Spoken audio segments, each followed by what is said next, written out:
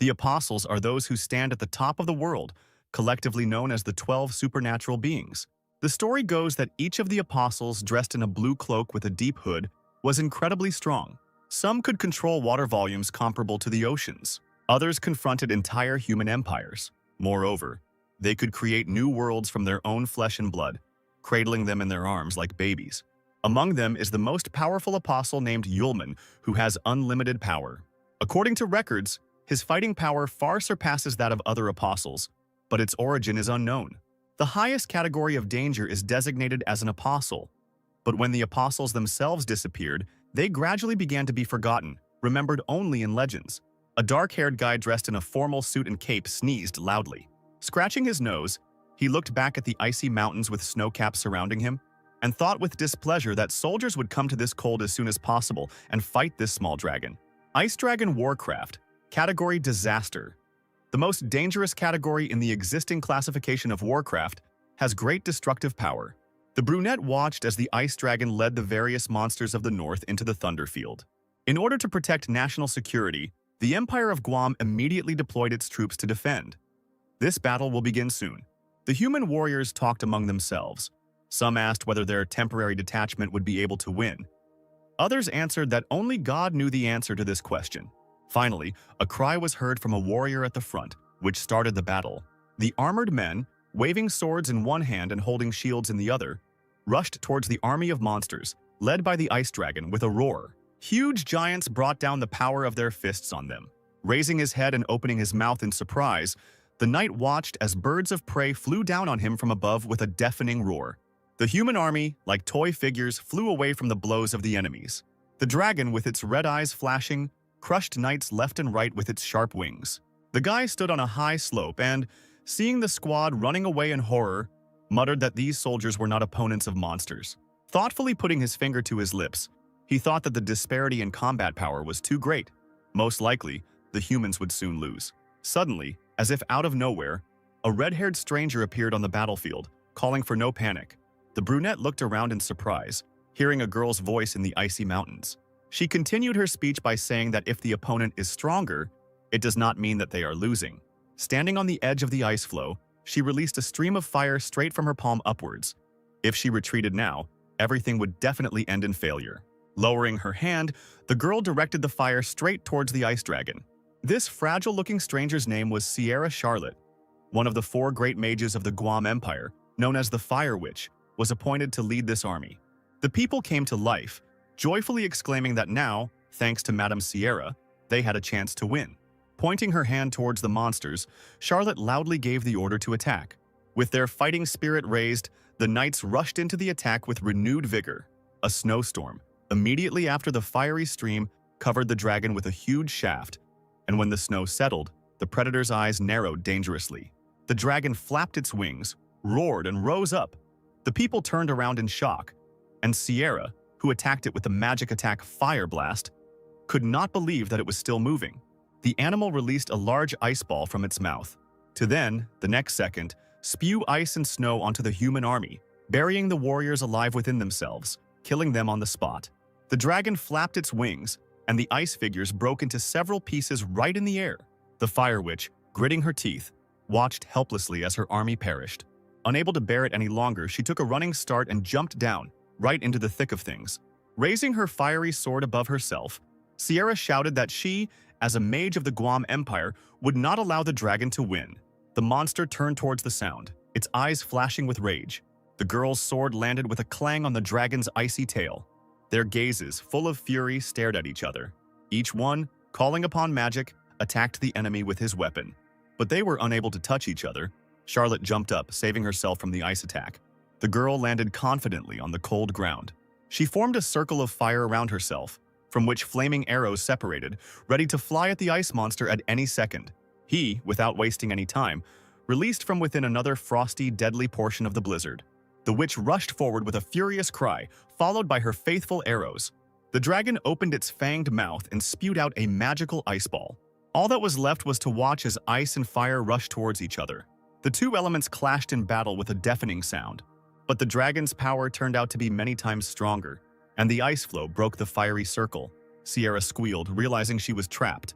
The ice extinguished the flame in a matter of seconds and crushed the witch into an ice block. Charlotte fell into the snow with a dull thud. Wounded, she coughed and tried to turn over onto her stomach, but her body did not obey the girl. The knights watched the leader in shock. No one dared to come closer. One of the warriors began to wail in despair, asking what to do now, even if Lady Sierra had lost. Someone's sword landed on the ground with a clang. The knight stepped back, sobbing that he couldn't believe what he saw. He turned sharply and rushed out of the battlefield. They cannot win! The others looked after him with their mouths open. Realizing that there was no point in resisting, the entire company ran away after their comrade. Charlotte, still lying on the cold ground, stretched out her hands, trying to stop her fallen army. When she was able to sit up, she found herself completely alone in the middle of an icy desert. The girl's shoulders were shaking with anger, and somehow, throwing away the fiery sparks, the witch managed to get to her feet. With just her lips, she hissed words of hatred at the cowardly knights. Suddenly, behind her, she heard someone asking her why the witch didn't run away, since there was no chance of winning at all. Charlotte turned around sharply. Who dared to say such a thing? A guy stood in front of her, holding his hands in his trouser pockets and smiling smugly, introducing himself as a man who wanted to earn a few gold coins here. Leaning forward slightly, he repeated the question, still smiling. Sierra shook her head, replying that the word escape was never and never would be in her vocabulary. The stranger chuckled, pretending to cover his mouth with his hand. He said that although it was cute, they didn't have time to chat about it now. The witch had no intention of stopping the argument and defiantly asked what he was talking about, not seeing what was happening behind her back. Finally, she realized she had been distracted and turned around at the sound of flapping wings. At that very moment, the dragon opened its mouth and attacked its opponents with ice magic. Sierra had no choice but to cover her face with her hands helplessly. Now it was all over. But for some reason, after a few seconds, she realized that she was still alive and opened her eyes. Incredibly, the stranger literally held the monster with one hand, while the other remained in his pocket. The guy loudly exclaimed that the dragon was bothering him. A shadow passed over his face, suggesting that he was talking to a miss. The brunette casually threw the ice creature away from himself because a small creature like this dragon should calm down. Having fallen on his back, the enemy, still rolling on the ground, comically began to wave his paws in the air. He couldn't understand what had happened a minute ago. While being towed, he regained his balance and turned over, clawing at the ground. The dragon seemed to have doubled in size after its absurd defeat, bristling and now looking down at its tiny enemy. The stranger extended his hand, gathering his magic together. He smirked and said that it looked like he had encountered a naughty dragon, while purple magic runes formed on his palm. The red eyes gleamed dangerously. Unfortunately for the dragon, he would soon be burned. It seemed that the monster had never encountered anything like this before, and looked at the guy in bewilderment. Sierra couldn't believe her eyes. A purple vortex emanating from the palm of the skinny stranger was spinning the dragon around like a rag doll. Finally, the raging magical hurricane hid the enemy's enormous figure from view. When the purple haze cleared, a beautiful blue crystal remained in the air. It landed right in the brunette's palm. He threw the stone into the air, turned around and asked the witch if she would go on a date with him at the expense of the life she had saved. The girl dropped to her knees and pressed her left hand to the wound on her right forearm. This impudent fellow was able to kill a disaster category monster with one movement. She felt something ringing in her head and her eyes closing. Charlotte only had time to ask who he was before she fell back unconscious. She was immediately picked up in the arms of a sudden savior. Leaning over the girl, he said with a smile that he was a simple mercenary who decided to earn some gold coins. Yulman, the first among the apostles, nicknamed Limitless. Everything that was happening flashed before my eyes as if through a veil, a purple whirlwind in which the ice dragon met his death. The stranger looked over his shoulder with a caustic grin, tossing a crystal in his palm. Sierra's eyes widened in horror. Sitting up abruptly in bed, she screamed and reached out her hand for the ice dragon. "We must catch and kill it." But suddenly the realization overwhelmed the girl. Her hands felt not a blanket of snow, but soft blankets. Where was she? The voice of the chief magician of the empire, Guam Aces, the gray-haired director of the Royal Academy, was heard. He looked up from the book he was reading and asked the witch how she was feeling, since she had been sleeping for several days. Sierra clutched the blanket and let out a desperate cry as she asked the principal what had happened to the ice dragon. The old man slammed the book shut, replying that the dragon had been destroyed and that Charlotte herself needed to lie down, rest, and not worry about anything. The lenses of his glasses flashed as the man looked closely at Sierra and asked what happened in the end and how the monster died. Biting her lip, Charlotte frantically tried to remember at least something, but she couldn't do it. Aces chuckled under his breath, so that's how it is.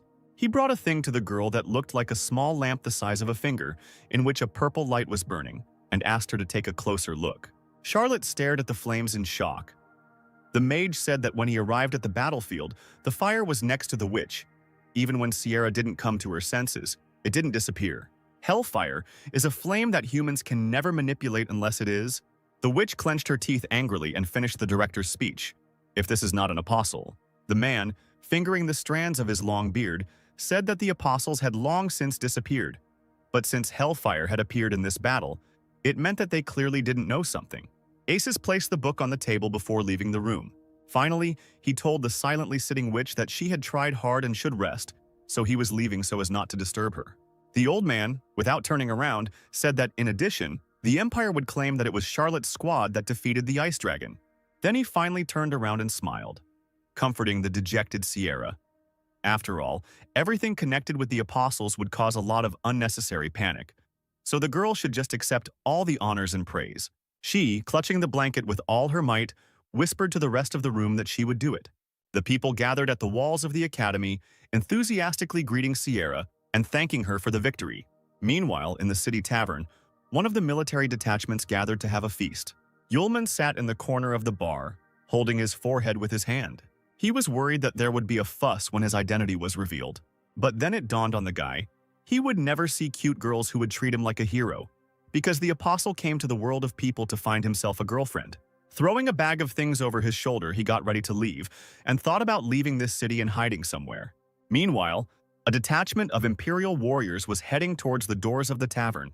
Tears appeared in the brunette's eyes as he said goodbye to his favorite tavern and the beautiful lady behind the bar. The knights approached the doors of the bar, and the leading warrior, a fair-haired man in a red cloak, loudly asked those present which of them was a mercenary. Everyone in the tavern looked around and simultaneously pointed their fingers at Yulman, who was trying to hide. The guy froze. Had he really been exposed? The commander-in-chief loudly reported that Yulman was now invited to take part in the entrance test to the Royal Academy. The warriors began to hum in displeasure. This is the very best academy in the Guam Empire, and this guy only recently came here. Why did they call him? In response to the indignation, the man asked a counter-question. Did everyone present here participate in the battle against the Ice Dragon together with this man? The warriors' faces lengthened. Could it really be about the recent battle against the Ice Dragon? Someone spoke into the silence that only a handful of people survived there, and this guy was one of them. The man in the red cloak pointed at Yulman. Besides all this, the guy was safe and sound in the battle. He asked the warriors if they had any questions, and they fell silent again. Yulman raised his hand sharply. Clenching his fist, he asked as he exhaled if there were many beautiful girls in this academy. The commander-in-chief was at a loss. He clearly did not expect such a question. Meanwhile, the academy was indeed attended by young beauties in short school uniforms that did not hide their thighs in high stockings. The elastic chest rose in time with the girls' breathing. Yes, the Royal Academy of the Guam Empire could boast of its students, as if handpicked. Yulman had found himself in a real paradise. Aces stood on the balcony with the commander-in-chief, who asked the director why he decided to train an incompetent mercenary. The old man, squinting good-naturedly, replied that young people should be given the opportunity to prove themselves. The magician watched the young man spin like a top, looking at the pretty girls, and continued that these people could have unexpected talents. Yulman did not notice anything around him, looking lovingly at the short skirts. Ace's voice thundered through the hall, congratulating those in the building on getting the chance to enter the Royal Academy. And in order to see if they were suitable for the academy, the entrance test would begin right now. The man added that he hoped the candidates would do everything in their power to pass and survive, as various pentagrams painted red began to appear on the floor. Those present began to talk among themselves with concern. What did he mean? How to survive? Suddenly, huge clawed paws began to appear from the magic circles. A furious clicking sound could be heard from all around, and fiery demonic wolves emerged from the runes, summoning beasts that only experienced fire mages could summon. Trembling with fear, the candidates asked each other if this training would kill them. At the end of the hall, Yulman, who had developed a habit of calling all the pretty girls sisters, assured one of them that he would protect her, and that there was no reason to worry. The crowd scattered as a pack of fire wolves rushed towards them. Some still did nothing, not believing that this was a real monster. The apostle, putting his hands in his pockets, chuckled boredly. Is it really worth making such a fuss over such a small fish? One of the candidates tried to shake off the panic and began to cast a spell. He called on the others to show their best together, creating runes in the air with confident movements. A multitude of dark vines began to sprout from his palms. But they were no match for the wolves, who easily jumped up and playfully avoided the trap. Someone from the crowd released air currents at the enemies, but the fire wolves dealt with this even faster than with the vines. One of the magician's eyes widened. He had never expected such an outcome. What no one could have predicted was that one of the wolves would run up to the guy standing nearby and tear his head off with one jerk, licking his bloody mouth. The pink-haired witch shook in horror as it happened right next to her. The future students scattered when it became clear that this was not an imitation. The fire wolves really decided to kill everyone. There were desperate cries calling for escape. Yulman still seemed not to understand what was happening and awkwardly stood near the wall. Suddenly, someone loudly called the fleeing people fools. The tall, long-haired blonde man in uniform, who had been silent until then, created a shield between himself and the wolves, shouting that in such a situation, a mass exodus was indeed a stupid decision, as people were becoming targets for the enemy. He waved his hands and created magical aerial targets. They tightly enveloped the unsuspecting animals. The stranger then ordered the fleeing candidates to attack the wolves. It worked. The future students divided into their battle groups. Archers attacked with arrows from the left flank. The mages should attack from the right flank. The swordsmen are right in the center. A huge amount of magic and fighting force attacked the entire flock at once. A moment later, the immobilized monsters lay whining in different corners of the hall. The delighted candidates saluted each other and gave high fives.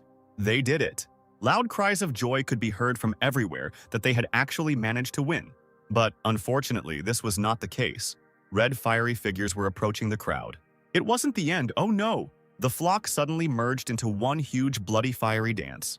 The future students raised their heads, watching in horror what was happening. From the flames he appeared, the fiery wolf Cerberus, several heads sticking out of one body, ready to tear apart anyone who came close. The magicians and warriors pointed their swords and wands at the monster. Cerberus watched them, spewed flames, and was made of it himself. The inspired candidates were ready to rush into battle. The blonde noticed that this was indeed a royal academy, since they were using such a dangerous monster for the test. The monster roared and released fiery clots from its body into the crowd. The candidates frantically thought about how to protect themselves from the flying fire. But the force of the attack was so great that it instantly knocked the warriors off their feet. Yulman, who had not moved from the spot since the beginning of the battle, who was watching this, felt one of the clots flying towards him without even taking his hands out of his pockets. He shrugged his shoulders. Such a weak attack, not even worth paying attention to. But the others made such a noise because of this. Suddenly he saw a shadow above him, of someone else's female breast. Yulman raised his head, blushing deeply. The stranger ran straight at him, pushing him away from the burning attack. Still red as a lobster, the boy looked reverently at the stranger lying on him. White hair tied with a bow and huge eyes of the girl, which examined the rescued. She rose to her knees, telling him to be careful because he almost got hit. The girl hung over him and asked if everything was okay. Yulman could only open and close his mouth.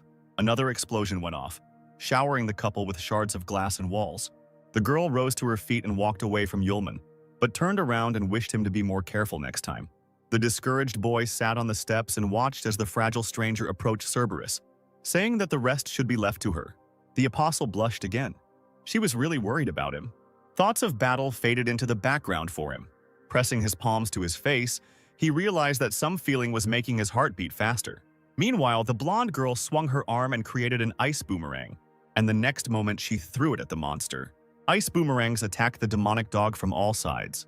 Crouching down, the stranger created a large magic circle. Vines began to crawl towards Cerberus, enveloping his powerful paws. The rest of the warriors stood menacingly. Their help should not be forgotten either. The girl asked to distract Cerberus for a while so that she could use a restraining spell. A crowd moved towards the dog from different angles, attacking with swords, arrows, and magic. The enraged Cerberus threw all his heads at his opponents, throwing them aside. Meanwhile, the witch jumped into the vacated space to cast a powerful attack spell from there. The magic circle hung directly above Cerberus's head.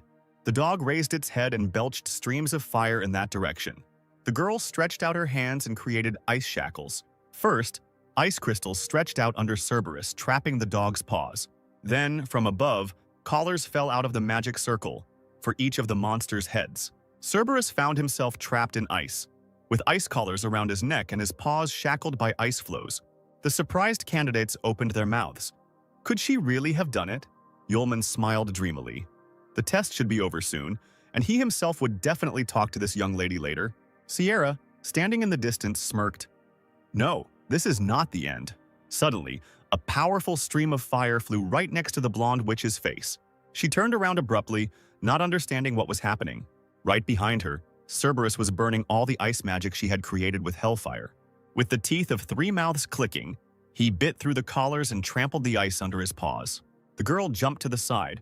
What kind of flame was this? The blonde man who had attacked Cerberus earlier shouted that some idiot had used fire magic. His hair flew up as the boy created a powerful wind barrier that blocked the flames. The crowd began to buzz. Could he really cope with fire? What amazing wind magic! The air currents picked up the dog and lifted him up. Yulman told himself that the wind could not extinguish the flame, but it could contain it. Had this man really calculated such subtleties? Despite this, after a few seconds, Cerberus was free and ran towards the blonde witch. The girl cowered in fear as a huge shadow loomed over her. A nascent magic flashed in her palm and immediately died out. It had not yet been restored. Yulman came to the forefront. This was his chance to show himself. He suddenly appeared right in front of the witch, grinning triumphantly in advance, and she screamed in surprise. Grabbing the stranger by the shoulder, he pulled her towards him.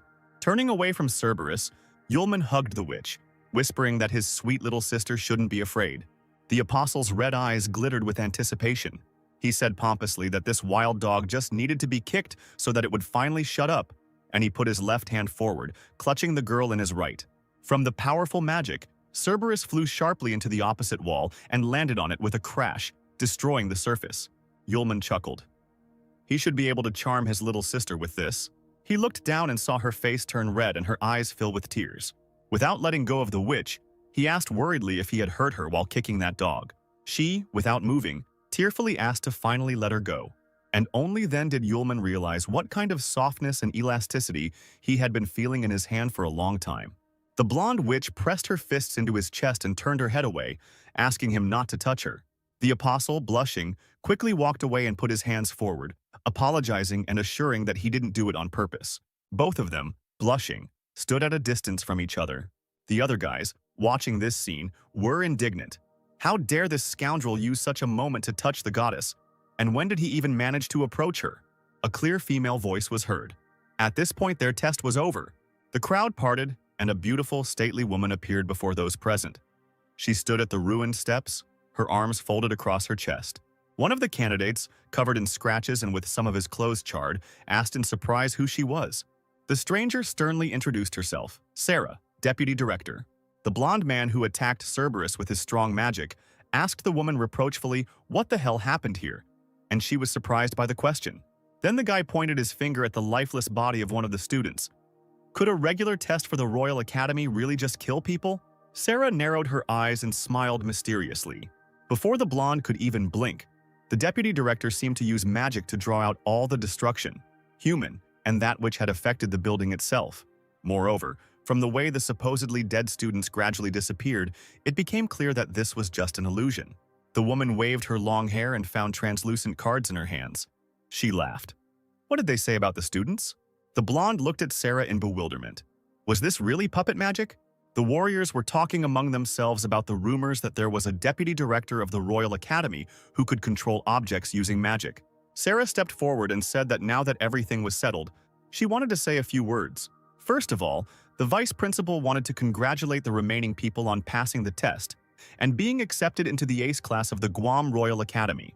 Yulman perked up his ears when a couple of pretty girls started discussing how Ace's class was being taught by a great wizard, and who would be doing it this year.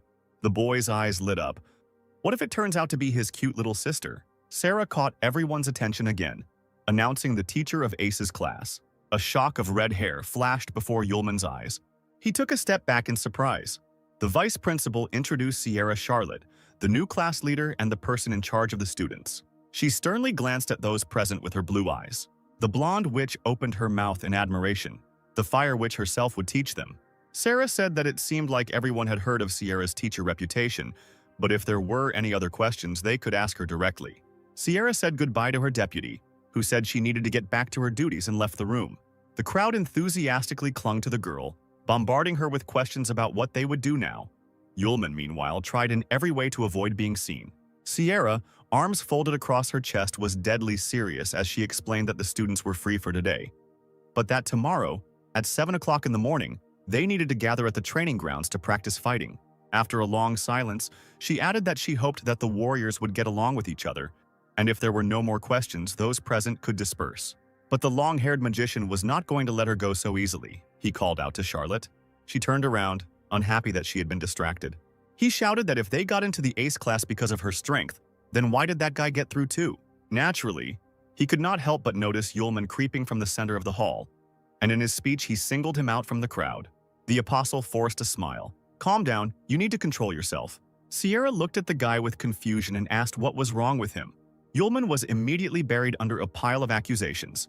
The crowd said that he had done nothing, that he was lustful as a wolf, that he pestered his female students every now and then, and that he was simply awful. The blonde witch immediately stood up for him. She said that it was a lie, that he was there to help her, and the rest was just an accident. Some student gasped, "What a kind goddess!" Sierra walked quickly towards the apostle. At first he was horrified inside, but he thought that he had erased her memory that time, which meant the girl shouldn't recognize him. The red-haired witch looked closer, thoughtfully saying that the guy's face seemed familiar to her, and they could have met somewhere, but he waved his hands as if to say that it was impossible, and she had confused him with someone else. Charlotte clearly didn't trust him and asked her question again. Yulman waved it off again. He would certainly remember such a nice girl. He definitely wouldn't forget. The guys from the crowd began to indignantly talk about how this guy dared to hit on the fire witch herself. The teacher shouldn't allow such a person to enter Ace's class. The girl raised her hand, calling them to calm down. She would only place the boy in Ace's class temporarily. She said that the girl he saved explained that the student did nothing wrong. Besides, he was the only one who dared to help her and stood up to Cerberus. This courage is not like that of an ordinary person. Yulman broke into a reverent smile and thanked Teacher Sierra for such a compliment. Charlotte challenged the crowd. If any of them were unhappy with her decision, let them try to convince her otherwise. The silence in the hall meant only one thing. There were no people willing to do this. The fair-haired mage clenched his teeth in anger. Finally, this long day ended, and night came. Aces received Sierra and Sarah in his office. He, folding his hands in front of him in a lock, asked if all those who felt in the battle against the ice dragon got into Ace's class. Charlotte replied that it was true. She leaned forward anxiously and asked if it was possible that the apostle would also be among these disciples. The director leaned back in his chair and asked how the entrance test went. Sarah revealed that there was a student on the test who was capable of standing up to Cerberus. She frowned and continued to talk about how they didn't see the moment he was right in front of the dog, because the next second Cerberus flew so far away as if his body was out of control.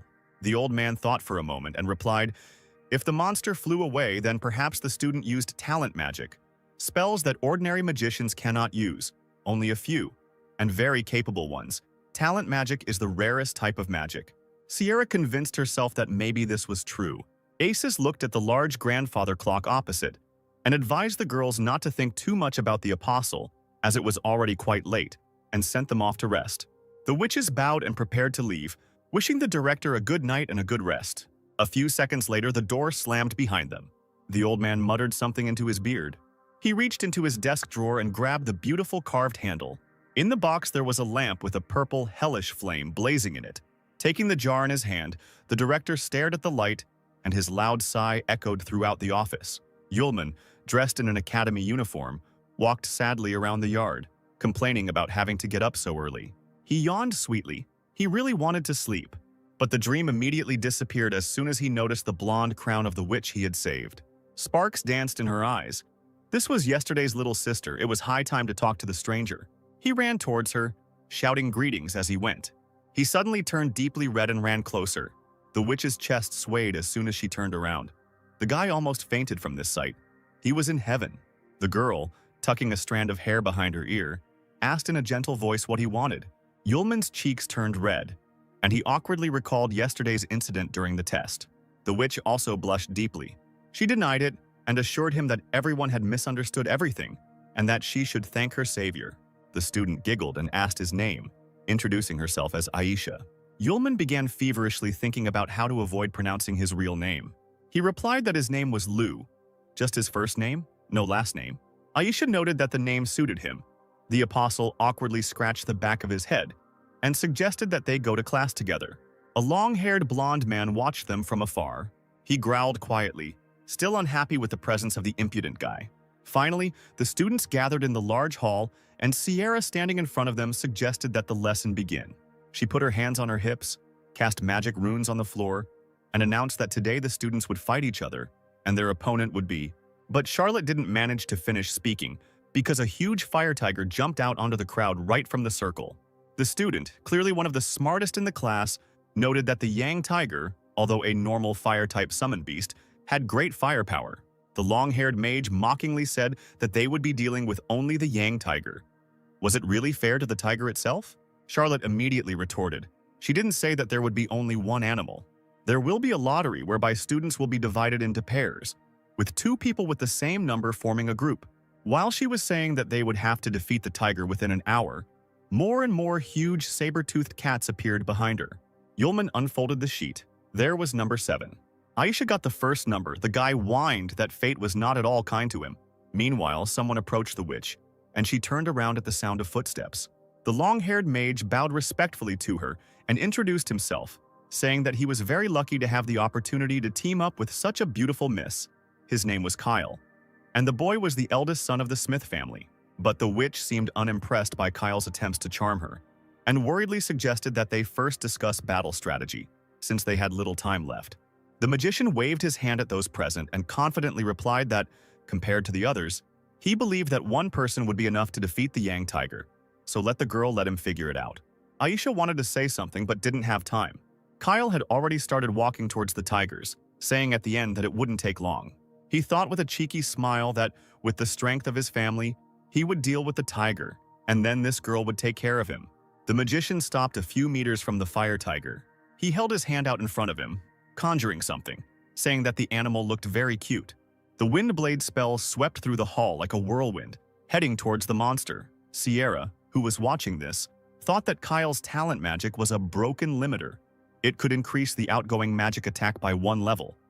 Now, with the increase effect, his attack level had increased to intermediate, or even advanced, talent magic.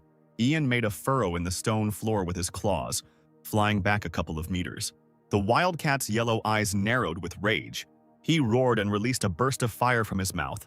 Kyle clenched his palms and called him a pathetic insect as he cast another spell. He threw a new stream of air straight at the tiger, which again doused everything with fire. A wave of fire passed right past the crowd. The wind lifted the girls' skirts and they began to cover them with their hands, squealing. The boys coughed from the dust and flashes of fire. Kyle smiled smugly, saying that as he said, he managed to quickly deal with the monster. He walked slowly towards Aisha, telling her how easy the training was, but she looked behind him in horror. The girl screamed, warning the magician of the danger. Kyle looked around sharply, not understanding what was happening. Suddenly, a completely alive and even more angry tiger, Yang, pounced on him. The magician looked at the approaching monster with confusion. The guy continued to awkwardly shift around in place. It seems he only woke up when he saw a monster flying towards him with outstretched paws. Tiger Yang knocked him to the ground. Looming over Kyle, the animal released a deadly stream of fire from its mouth. A student from the crowd turned to Sierra with concern. The tiger would destroy the magician on the spot, but she didn't even react, but continued to watch the fight with her brows furrowed. The entire hall was filled with raging fire, and for a moment the silhouettes of the fighters disappeared from sight. Suddenly the tiger recoiled in shock, and then he flew back, thrown back by the flow of air. Kyle, who only had damage to his clothes, stood with a victorious smile, his hands in his pockets. He was not going to die here. The guy approached Aisha, asking her opinion, because their team should be the first to complete this task. Charlotte approached the couple and called them. She congratulated the winners and allowed them to rest, as they were the second to complete the task. Kyle was incredibly surprised, as was the witch behind him. He immediately shouted that it was impossible. No one could do it faster than him, and that there was some kind of mistake. The teacher pointed somewhere to the side, and that's where the team that finished first was located. They had already completed the task and were one step ahead of Aisha and Kyle, the latter of whom kept repeating that it was impossible. When the enthusiastic crowd parted, they saw an incredible picture. The fire tiger, like a house cat, lay on its back, wriggling comically, and Lou and her partner stroked its belly and called it a cutie. This is what happened 15 minutes ago. Still frustrated, Yulman lamented the impossibility of being paired with Aisha. Suddenly, someone came up to him and called out. He turned around, asking who was speaking to him. A warlike-looking student stood in front of him, holding an axe in her hands as if it weighed nothing, and boldly said that they were now in the same group and the guy could call her Arya. But Yulman did not pay attention to her and continued to sigh languidly for Aisha. This made the girl quite angry, and the other students now laughed at the couple. Hissing in annoyance, Arya swung her weapon with all her might and lunged straight at Lu to get his attention. But he seemed not to notice anything around him. Finally, he sighed heavily. Then he stopped the axe flying towards him with 2 fingers. Still looking at the piece of paper, the apostle assured that he had heard everything. Arya's face darkened. This guy, she easily threw the weapon over her back and mockingly said that she heard that Lu was a real pervert, causing him to cry out in indignation. Turning around, the girl threw out one last word that she alone would cope with the Tiger Yang, and that her partner should not cause problems. He watched thoughtfully as Arya, weapon in hand, walked towards the tiger. Could she really handle it alone? The student jumped straight at the animal with a scream. Then she brought the axe down with a crash, but not entirely successfully. Tiger Yang jumped to the side. He roared, opening his fanged mouth. A shadow fell across the girl's face, and her eyebrows drew together at the bridge of her nose. She shifted her weight to her right leg, holding the base of the axe firmly in her hands. Then she suddenly lunged with her foot straight at the tiger's face. But with this, Arya trapped herself. A fiery vine, a tiger's tail, closed around her ankle. A few seconds later, the animal threw the student far back with its tail. Her axe spun through the air several times like a boomerang, and a little later it landed with a crash, hitting the marble floor, making a hole there. Arya huddled up and found herself on her knees, the weapon falling right next to her. The next moment, the tiger picked up speed and pounced from above straight at the girl. The student weakened, clenched her teeth in helplessness. She grabbed the base of the axe tightly and pointed it at the tiger. The animal sank its teeth into the wooden base. His teeth were dangerously close to Arya's hand. The girl closed her eyes tightly, surrendering to chance, if only she were a little stronger. At the moment when the Tiger Yang had already begun to pounce on the student, Yulman's voice was heard, addressing the wild cat, asking why she was cruel to his little sister. The boy's eyes gleamed dangerously, and he muttered something about a little kitten, as if he was out of his mind. Suddenly, the tiger loosened his grip and even seemed somehow taken aback. As usual, Yulman, with his hands in his pockets, rocked on his toes and said that the matter with the tiger was decided. Arya opened one eye and stared at him in bewilderment. And then she immediately discovered that opposite her was no longer a fierce, fire-breathing tiger, but an affectionate and playful cat. She pointed her finger at the surprised monster in shock and hysterically asked what had happened to it. Sierra, who was standing nearby, noted that the hardest way to defeat a monster was to tame it. Aisha clapped her hands and exclaimed in delight that this was the first time she had seen a person do something like this. Kyle's eyes narrowed, thinking this was some kind of nonsense. He was seriously angry. Not only had he fought, but these two were just lucky enough to encounter a harmless animal. Meanwhile, Yulman and Arya were squatting next to the tame tiger and scratching its belly. The long-haired mage walked up to Lu and said loudly that he really envied him. Arya looked up at the guy. He asked with a wry smile why Lu was so lucky, since he had met a harmless tiger. The apostle's partner stood up abruptly, attacking Kyle with accusations. At this time, the other students also began to be indignant, saying that Kyle was right. Their team had come across a very angry tiger. Some were even wounded during the battle. Yulman smiled and said that it was all because of his magic, in magic called taming the beast. Hearing this, Charlotte's eyes widened as she stared at the guy. Kyle rolled his eyes. He had never heard of such talent magic. Could Lu demonstrate it to everyone to prove his point? The apostle grinned in response to this. The tiger, lying on its back, immediately stood up. All the tigers that took part in the test began to circle around Yulman. The crowd buzzed. What's going on with these fire cats?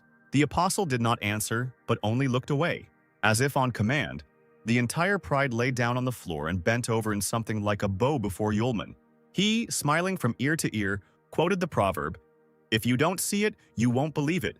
But if you haven't seen it, that doesn't mean it doesn't exist." Hearing this, Kayla was overcome with anger from defeat and not understanding what was happening. Aisha seemed speechless at what she saw. Arya could only open and close her mouth, silently watching what was happening. This pervert was hiding such power. The crowd was silent too. The students just stared at Yulman with wide eyes. Sierra interrupted this scene. She had had enough. She created a magical circle of fire in the air. The test was over for today, and all the tigers disappeared into the swirl of the magic circle.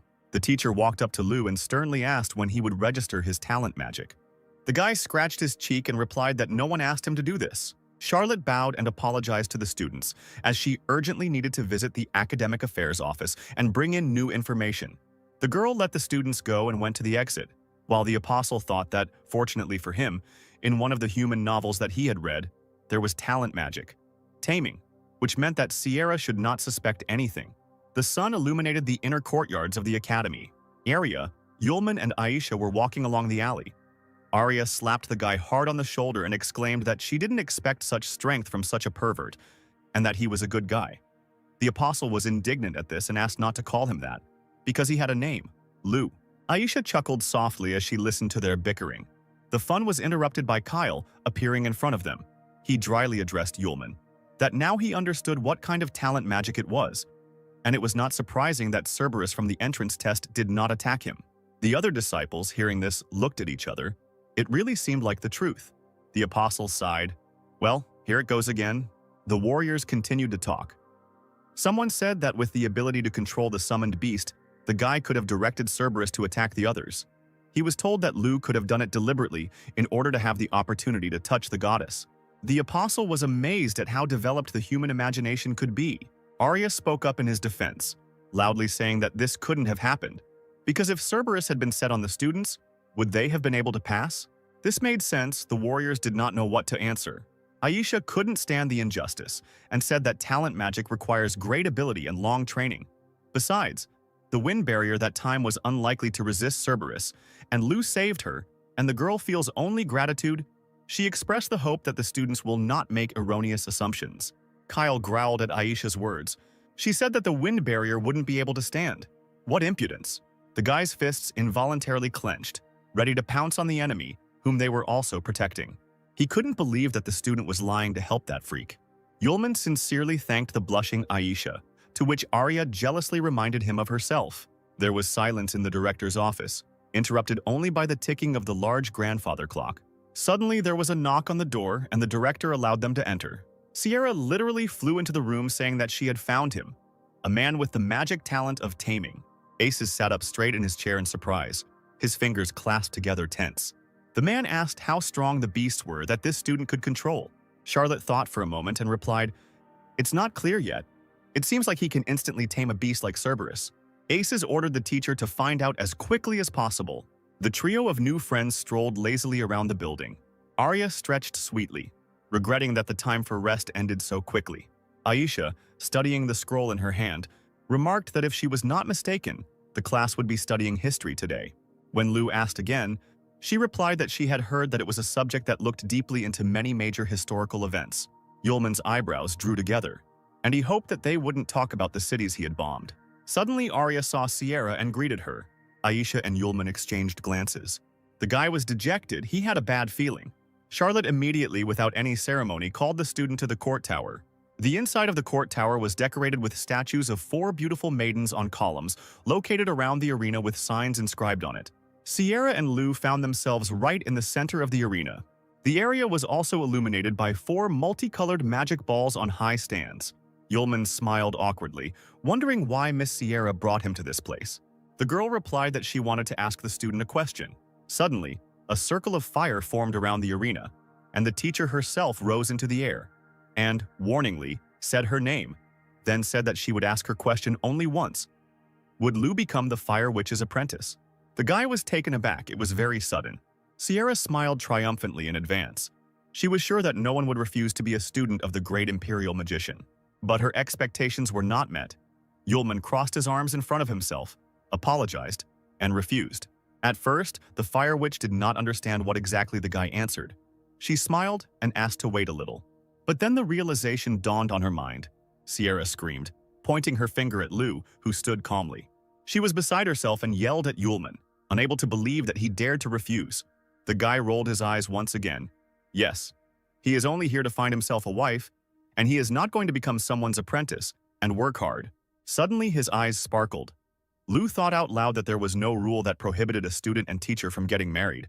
But Charlotte did not support this idea. warning the student not to even think about it. The apostle sighed in disappointment. What a pity. He turned around and waved his hand, asking Sierra to forget about it. The witch clenched her teeth in irritation. She asked ironically how Lu planned to find a wife given his status. The girl suggested that he remember how the guy lived before he got to this academy. Yulman lowered his head and indulged in memories of the time when he first came to the world of people. Huge price tags, bigger than the records of the apostles, he walked past the shop windows and was horrified by the prices of ordinary cakes, a large commission that took most of his coins. He vividly imagined Aisha running away from him because he was too poor, and therefore they could not be together. Yulman raised his head to the ceiling and screamed in horror that this would never happen. Sierra smiled contentedly. She had finally managed to appeal to the student's voice of reason. She raised her finger and offered a deal. If Lu became her apprentice, he would gain status and access to her property. She rose up again, and fire began to blaze around her, and fiery flashes also burst from her hands. The witch asked her question again. Is Lu ready to become Sierra Charlotte's apprentice? Without turning around, the apostle's voice was heard, asking Miss Sierra if she really thought she could convince him just by that. He turned around and smiled slyly. And at that very moment, like a child, he ran to the teacher with a squeal. He agreed to become Master Sierra's student. The witch was loudly indignant when she realized that Lu had simply jumped and grabbed her leg. The next moment, they both fell to the floor, Yulman tightly hugging his teacher's hips with both hands. The guy also demanded a reward from the master. At the same moment, various magical symbols and constellations began to appear on the ceiling, shimmering in blue. An immobilized Sierra said that the student might not bow to her, and he should have let go of her already. A completely happy Yulman, without letting go of Sierra, asked what was wrong with the student holding the master's hips. Suddenly, fiery flashes began to burst out all around the perimeter of the circle in which they lay. The apostle looked around in surprise, not understanding what was happening. The flashes grew larger and larger, and now they were jumping around the entire hall like sunbeams. Sierra hissed that Lu was an idiot. Finally, a dome of fire covered them both, and one of the statues on the column said in a muffled voice that the contract was concluded. Yulman felt his forehead heat up as a mark appeared there, looking like a small fire dragon. He slapped his palm. Something strange had happened to his forehead. Sierra, freed from the embrace, was beside herself with rage. She grabbed the apprentice by the scruff of the neck and started shouting that when a contract between a master and an apprentice is made, the contract mark appears at the place where they touch. The boy, embarrassed, quietly noted that Charlotte had not warned him. The witch, realizing that nothing could be changed, sighed and let go of the wayward student. Wearily putting her hand to her face, she said that, in any case, this mark does not appear just like that. Yulman, hearing this, jumped up and down with delight, asking if this meant that Sierra's mark was on her thigh. But the girl ordered him to get lost. A day later in the academic canteen, two students from Sierra's class were talking among themselves, discussing Lu's invitation to the courthouse tower yesterday and how it seemed he hadn't returned from there yet. Ari and Aisha couldn't get enough food, and the girls sadly thought about the fate of their friend. Arya cried out belligerently that in the court tower, the Royal Academy judges and punishes students. Aisha clutched the hem of her dress, nervously protesting that the boy had done nothing wrong. Kyle came up to them and joined the conversation, laughing when he heard what the girls were talking about. He smiled evilly and said that Lu must have lied about his taming talent magic, and it was discovered. And now the lower classes were worried about each other. Raising an eyebrow, he added that he must have been expelled yesterday. After all, scum is scum. Arya jumped up from the table and loudly, screaming, asked him what the hell he was talking about.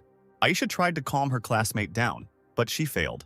Kyle couldn't stop himself from throwing mud at the student, calling them, like Lu, scum. The blonde witch tried to defend the apostle. She objected to Kyle that he himself saw the magic of Lu's talent with his own eyes, and he would do well to watch his words. At that moment, Yulman's voice was heard. He asked if everyone was talking about him. Kyle narrowed his eyes and looked carefully at the guy who entered. The apostle, as always, was unperturbed and kept his hands in his pockets. He said that he had only been gone one night, and they had already missed them. While he pressed his back against the wall and languidly put his palm to his forehead, the guy had an impressive bag of money hanging on his belt. Aisha jumped up from the table and rushed towards Lu. He clapped his hands. His little sister, as always, remained a cutie. Arya put her hands on her hips and said reproachfully that Lu was still just as lustful. The guy repelled the attack with a smile, calling his partner just as cruel and active. Arya folded her arms across her chest and feigned indifference as she asked Lu to tell her why Teacher Sierra had taken him away yesterday. Kyle, who no one had asked, butted in again, mockingly asking what the student and teacher were doing there. He assumed that Lu had been expelled from the academy. Aisha sobbed. "This is not true." The apostle raised an eyebrow and looked at the offender. Then he raised his head high and said that Master Sierra had made a contract with him. In the dining room, where most of the students were tensely following the conversation, silence reigned. All eyes were on Lu. A contract between a master and a student? The apostle summoned magical streams of fire, and that very mark appeared on his forehead. It would prove to everyone that the guy was not lying. Kyle, pretending not to be impressed, said that even if his classmate had beast-taming magic, he was just lucky that there were beasts on the test, because if it were different, would he have gotten into Ace's class? The guy bared his teeth and challenged Lu to a fight with him, Kyle Smith. Aisha couldn't remain silent when her savior was insulted, so she clenched her fists and replied that even if that was the case, Lu had talent magic, enough to enter the Ace class. The apostle looked admiringly at the girl who defended him so zealously. The long-haired mage abruptly moved his palm, causing a magical flow of air. He, like a knife, rushed towards Aisha and cut off several strands of her hair. Lu and Arya immediately huddled together and ran up to their friend. Kyle shook his hand and sharply told the offended witch not to butt into someone else's conversation unless she was asked to. Arya ran up to Aisha, excitedly asking if she was okay. The girl nodded timidly. The apostle moved closer to Kyle to talk. He agreed to fight the magician. Then a spark flashed in his red eyes as he asked Mr. Kyle in all seriousness to be gentle with him. The wind currents created by Kyle gradually dissipated. He and Lu now stood opposite each other, each gazing at the other. Yulman folded his arms across his chest and asked what the rules and conditions of their duel would be. Smith replied that he would release the maximum of his energy and strike. If Lu held out, it would mean victory, and if he lost, he would immediately leave Ace's class. Arya clenched her fist. How mean this magician is. There isn't a single monster there now. It's not fair at all towards Lu. Aisha, frightened, said nothing, only looked pitifully at Lu. Yulman was not at all scared. He said with a smile that Mr. Kyle looked confident. He laughed mockingly right in his classmate's face.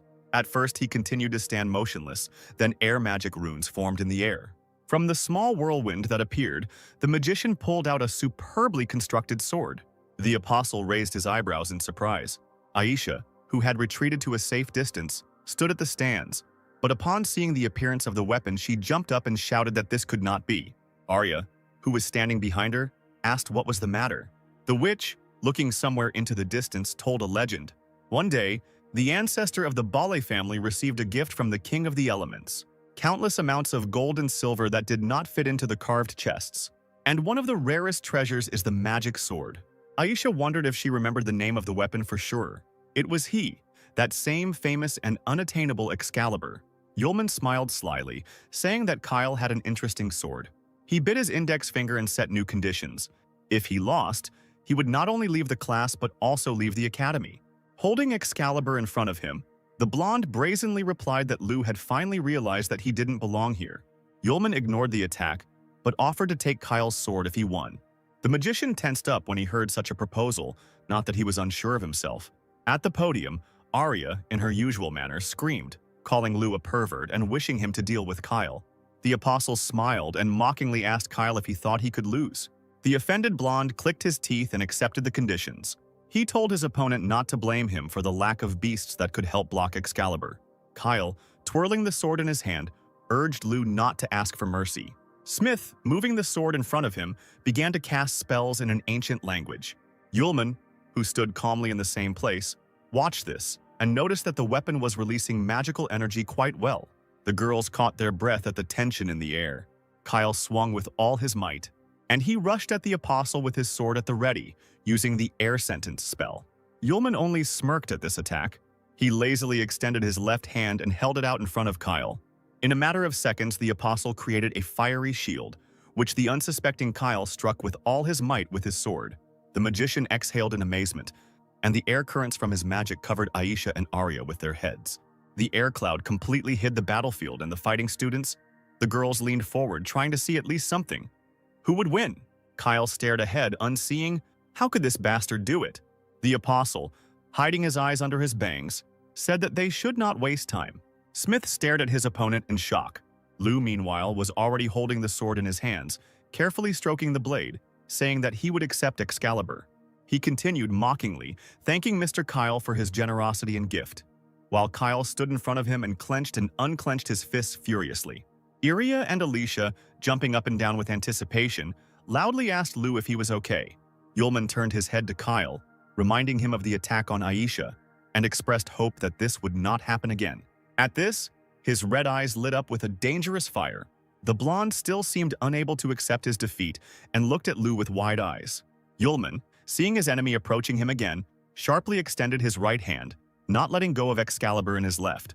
A powerful blast of fire hit Kyle's chest, sending him flying backwards. The guy spat blood out of his mouth. Such was the power of the enemy's spell.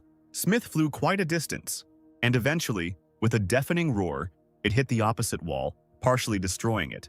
Aisha and Arya's mouths dropped open in shock. Kyle lay there defeated, spitting out more and more blood. Yulman lowered his hand and smiled. Well, that's all. The clouds of dust cleared and everyone was left with a bloody Kyle lying on the floor. He rose to all fours, spitting out blood again. The magician raised his head, and a veil of rage clouded his eyes. This was impossible. Yulman smiled contentedly as he looked at Excalibur and said that he was taking it. Smith's furious look answered him. At that moment, Lou was called out. He turned around and saw Arya and Aisha running. Arya couldn't believe her eyes. She excitedly asked if Lou was really taking Excalibur. Aisha, smiling sweetly, praised her classmate, saying that he turned out to be stronger than she thought. He blushed and replied that he was indeed very strong. Arya had another brilliant idea and raised her index finger. The girl suggested throwing a party in honor of Lou's victory, since they had no more classes that day anyway. Yulman's eyes sparkled. He imagined an incredible amount of varied food and was already anticipating how he would try it. The trio turned to leave, shouting victory slogans as they went. A thin stream of blood flowed down Klein's chin, and he thought with horror what would happen to him if his father found out about the loss of Excalibur. Then he took a deep breath and, shouting with all his might, ordered his disciples to stop. Yulman stopped and turned around. Wiping his chin with the back of his hand, the fair-haired mage told the apostle that he could not give the sword to him. Aisha spoke up, reminding him that this was the condition Smith had agreed to, and she hoped the boy would be able to keep his word. Klein, annoyed, shouted that Lou had definitely cheated somehow, and just to be fair, the sword had to be returned. Yulman firmly replied that he refused. Smith was amazed at such audacity. He immediately began to create magical air currents, thereby announcing the battle. A large ball formed in the magician's hands, a concentration of his powers and a powerful weapon. The guy shouted to Lou, let him not think that he would leave this site intact. The Trinity found themselves right in the middle of a raging windstorm. Arya said loudly through the noise of the wind that Cain would definitely not allow himself to lose the sword. But a counterattack was already levitating in Yulman's palm. Magical fiery clots. He, smiling, assured that Smith would not succeed. The apostle gripped the hilt of the sword tighter with his other hand. He glanced down and felt some kind of energy coming from outside. Kyle created a vortex of air around himself again and told Lou that he would spare him if he obediently returned the sword to him. He raised an eyebrow and asked what would happen if he refused. Then Smith roared that the student would die right there on the spot. He was so angered by Lou's arrogance that he created one of his most powerful spells, the Wind Whirlwind Blade. The apostle watched the brewing storm with an unreadable expression on his face. The girls prepared to protect themselves from the wind with their hands. But suddenly, Kyle's magic connected with something previously unknown to the present. The space around was filled with a bright green color. Kyle screamed in shock, asking what was happening. Excalibur, which now rose above the warring parties, shone brighter than the sun. The tip of the handle with the precious stone shimmered and began to pulsate. Yulman stood closest to the source of light and looked at it unblinkingly. Aisha covered her eyes with her palms, unable to bear the glow. The apostle chuckled in surprise when he saw what was happening. In place of the sword, a cocoon formed, which rotated at an enormous speed. The outline of a man could be discerned in it, sitting inside in a fetal position. After a few moments, the cocoon dissipated and a girl with green hair appeared before those present. Her clothes were in the same colors and details as Excalibur earlier. The stranger landed softly on the floor. Bending one knee, she lowered her head before Yulman and introduced herself. The girl was the embodiment of the sword of the elemental king named Sylph, and she was greeting her new master. Arya leaned forward, surprised, asking her again what sword she was talking about. Aisha's mouth opened in mute surprise. Kyle also can't say a word from what he saw. The Sylph flew closer to the apostle. He He thoughtfully propped his chin on his index finger and asked if the girl was the spirit of this magic sword. She nodded and replied that, according to her agreement with Kyle, now she, the sword of the king of the elements, would belong to Lu. Sylph also asked if she could find out about her master's wishes. Arya noticed that the sword had a spirit. No wonder it was considered a precious treasure. Yulman scratched the back of his head and first asked Sylph to stand up. She obediently obeyed. Kyle was now beside himself with rage. The magician jumped up and ran to the spirit, saying that he was her master. The girl turned around when she heard these words. The magician continued, waving his arms, shouting that he definitely wouldn't have lost to that guy if she had shown up earlier. And he ordered Sylph to return to him immediately. Arya put her hands on her hips and said in disappointment that Kyle was really so shameless as to say such a thing. Aisha was silent and only nodded at her friend's words. Yulman turned to the spirit, deciding that it would be better if she weighed everything herself, and asked if the girl wanted to return. Sylph said a firm no. Raising her head, she reminded that the conditions had been agreed upon at the beginning of the duel. Looking straight into Kyle's eyes, the spirit continued that the old owner had bet her and lost. Naturally, this led to the owner changing, and now only Sylph herself decides whether to change the owner or not. The magician was beside himself with rage and powerlessness. Yulman stepped forward and, with barely concealed disgust in his voice, asked Kyle to stop humiliating himself even more, now that Sylph had explained everything. He was silent. Only his eyes betrayed his growing desire for revenge. Suddenly, the apostle turned around as if he remembered something important. He approached the spirit of Excalibur, patted her on the head, and asked for forgiveness for using her as a bet. When the girl's eyes widened, since no one had clearly apologized to her before, Yulman asked if she would help him in the future. Sylph blushed deeply. This owner was not like the others. She happily agreed, smiling broadly. Kyle's caustic laughter filled the space. He clenched his fists, looked angrily at the guys, and warned that he should not be underestimated. Using runic magic, he quickly created a red tornado. Wind currents, fueled by his anger, circled dangerously around the master. Kyle's face grew veiny as he screamed that a member of the Smith family could not allow such scum to insult him. The guy raised his hands up. The tornado continued to circle around its owner, now adding fiery flashes around the perimeter. The next moment, a burning phoenix of incredible size flew up into the air. Arya, blinded by its light, retreated back. She was afraid that such a monster would not leave even a piece of this place. Yulman smiled, urging him not to worry. The sword spirit grabbed her new master's hand in despair. Looking into his eyes, Sylph faithfully asked him to use her in battle. The apostle was delighted with such zeal, agreed, and asked the girl to lend her strength. The phoenix, opening its huge beak, rushed from above at Yulman, who was on the alert and was already creating magical waves of his magic. The boy clutched Excalibur in his hand, ready to attack. His eyes flashed predatorily in anticipation of victory. Yulman only had to swing his sword a few times for the firebird to disappear into thin air. There was a loud explosion, and Kyle was thrown back by his own magic being destroyed. Aisha and Arya managed to put up a translucent shield in front of themselves at the last moment. A few seconds later, the apostle stood on the rubble, his sword lowered, his left hand habitually resting in his pocket.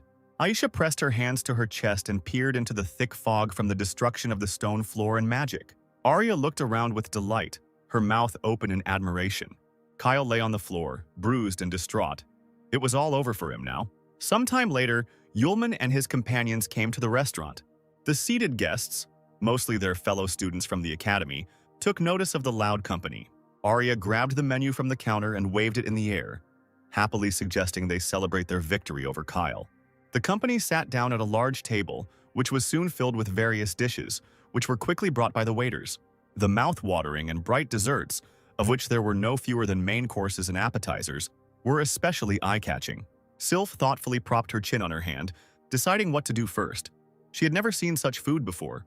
Aisha smiled and told the girl sitting opposite her that the food prepared in this restaurant was very tasty and that it was definitely worth trying. Yulman's hair literally stood on end with delight, and an idea came to mind. Now he would have a chance to win Aisha's heart. Becoming serious, he asked his friend if she knew how to eat so that it tasted better. The interested witch suggested that the dish should be eaten while it was warm. The guy was in awe of his own genius. Directing a playful glance at Aisha, the apostle explained, "The person must be fed with a spoon." The poor girl's face flushed with embarrassment. Arya, distracted from her meal, slowly turned to Yulman and reported that she suddenly felt full. Meanwhile, in her office as the deputy director, Sarah sat at her desk, intensely focused on something. She used magic to make paper figures in the form of people move, and acted out the scene of Kyle and Yulman arguing that she had seen earlier. Taking the small sword from the hands of the figurine, apparently representing Yulman, she thoughtfully concluded that Kyle had ultimately lost his Excalibur to a student named Lou. The little man actively waved his paper head from the table at her. Sarah let out an irritated breath and ordered the figure to report this to Sierra and director Aces. They would decide together what to do. The deputy was worried. That sword had a spirit, which meant the Smith family wouldn't just let it go. Night fell, and the students returned to their rooms in the dormitory building. Yulman sprawled on the bed with a dreamy look, thoughts lazily replacing one another. At first, the apostle thought about the amazing ability of people to create delicious dishes from simple ingredients. Then her cheeks flushed as the image of Aisha appeared in her head. Today, she was so sweet and gentle. And what would happen if the apostle took her as his wife and they lived in his castle? The fantasy of the strongest apostle Yulman drew him Aisha in a cute apron. And with a plate of pie in her hands, the girl innocently asked whether Yulman would eat the food she had prepared, or would he eat his wife first. The level of passion in his blood was off the charts. The guy began to rock on the bed, blinded by such a bright game of the mind. The green crown of the sword spirit appeared at the bedside at such an inopportune moment, emotionlessly stating that its owner seemed to be very happy. Yulman squealed like a girl and crawled under the blanket in surprise. How could Sylph have scared him so much and appeared so suddenly? The girl looked down guiltily and apologized. She suddenly felt strong fluctuations in the emotional state of the owner, and therefore appeared without permission. The apostle felt sorry for the spirit. Looking at the girl's upset face, he said that everything was fine. Then Sylph ruffled his hair and asked him to warn him about his appearance next time, especially in human form. She asked seriously why the owner was happy. The boy looked dreamily out the window. He was happy because spring had come to him, and everything inside him was bubbling. The girl raised her index finger up. This is very similar to the desire for physiological needs that she has heard about. Yulman turned away, drooped, and replied that it was almost the same thing. Suddenly, he felt a spirit tugging at his shirt. The apostle turned around in surprise, staring at Sylph. She looked up shyly and stammered that she wasn't too sure, but maybe she could help the owner with his condition. The question finally brought Yulman to his senses. He blushed and exclaimed that this was not very good, and the spirit again, without unnecessary emotion, reminded him of her purpose, to help her master. Coughing into his fist, the apostle assumed a doomed look, but still allowed himself to help if the girl sincerely wanted it herself. A pair of scissors appeared in the spirit's hand. The guy chuckled in confusion, staring at the object. Sylph, looking bored, snapped her scissors in the air and announced that it would hurt, but she would try to be gentle. Only now did Yulman realize how recklessly he had behaved, and he began to apologize profusely to the girl.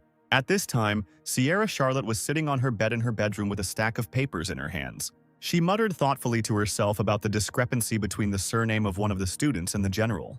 Suddenly, the girl's eyes fell on Yulman's personal file. She stared at the student's photo for a long time, wondering how he had beaten Kyle Smith today. The witch decided to ask Lou personally at the meeting tomorrow and put the documents aside. The last one on top was Aisha's case. The next day, Sierra called the student into the office. The sun was shining brightly through the floor-to-ceiling window, its rays playfully jumping across the flasks and test tubes placed around the office. But Charlotte's face did not express the joy of meeting Lou's student. She sat opposite him, gloomier than a cloud. The next moment, the witch stood up abruptly and banged her fist on the table. Leaning on it, the apostle nervously jumped up in his chair. Leaning low towards Yulman, she screamed right in his face, asking why the student had run to the cafeteria to brag about their contract, and later even started a fight with Kyle.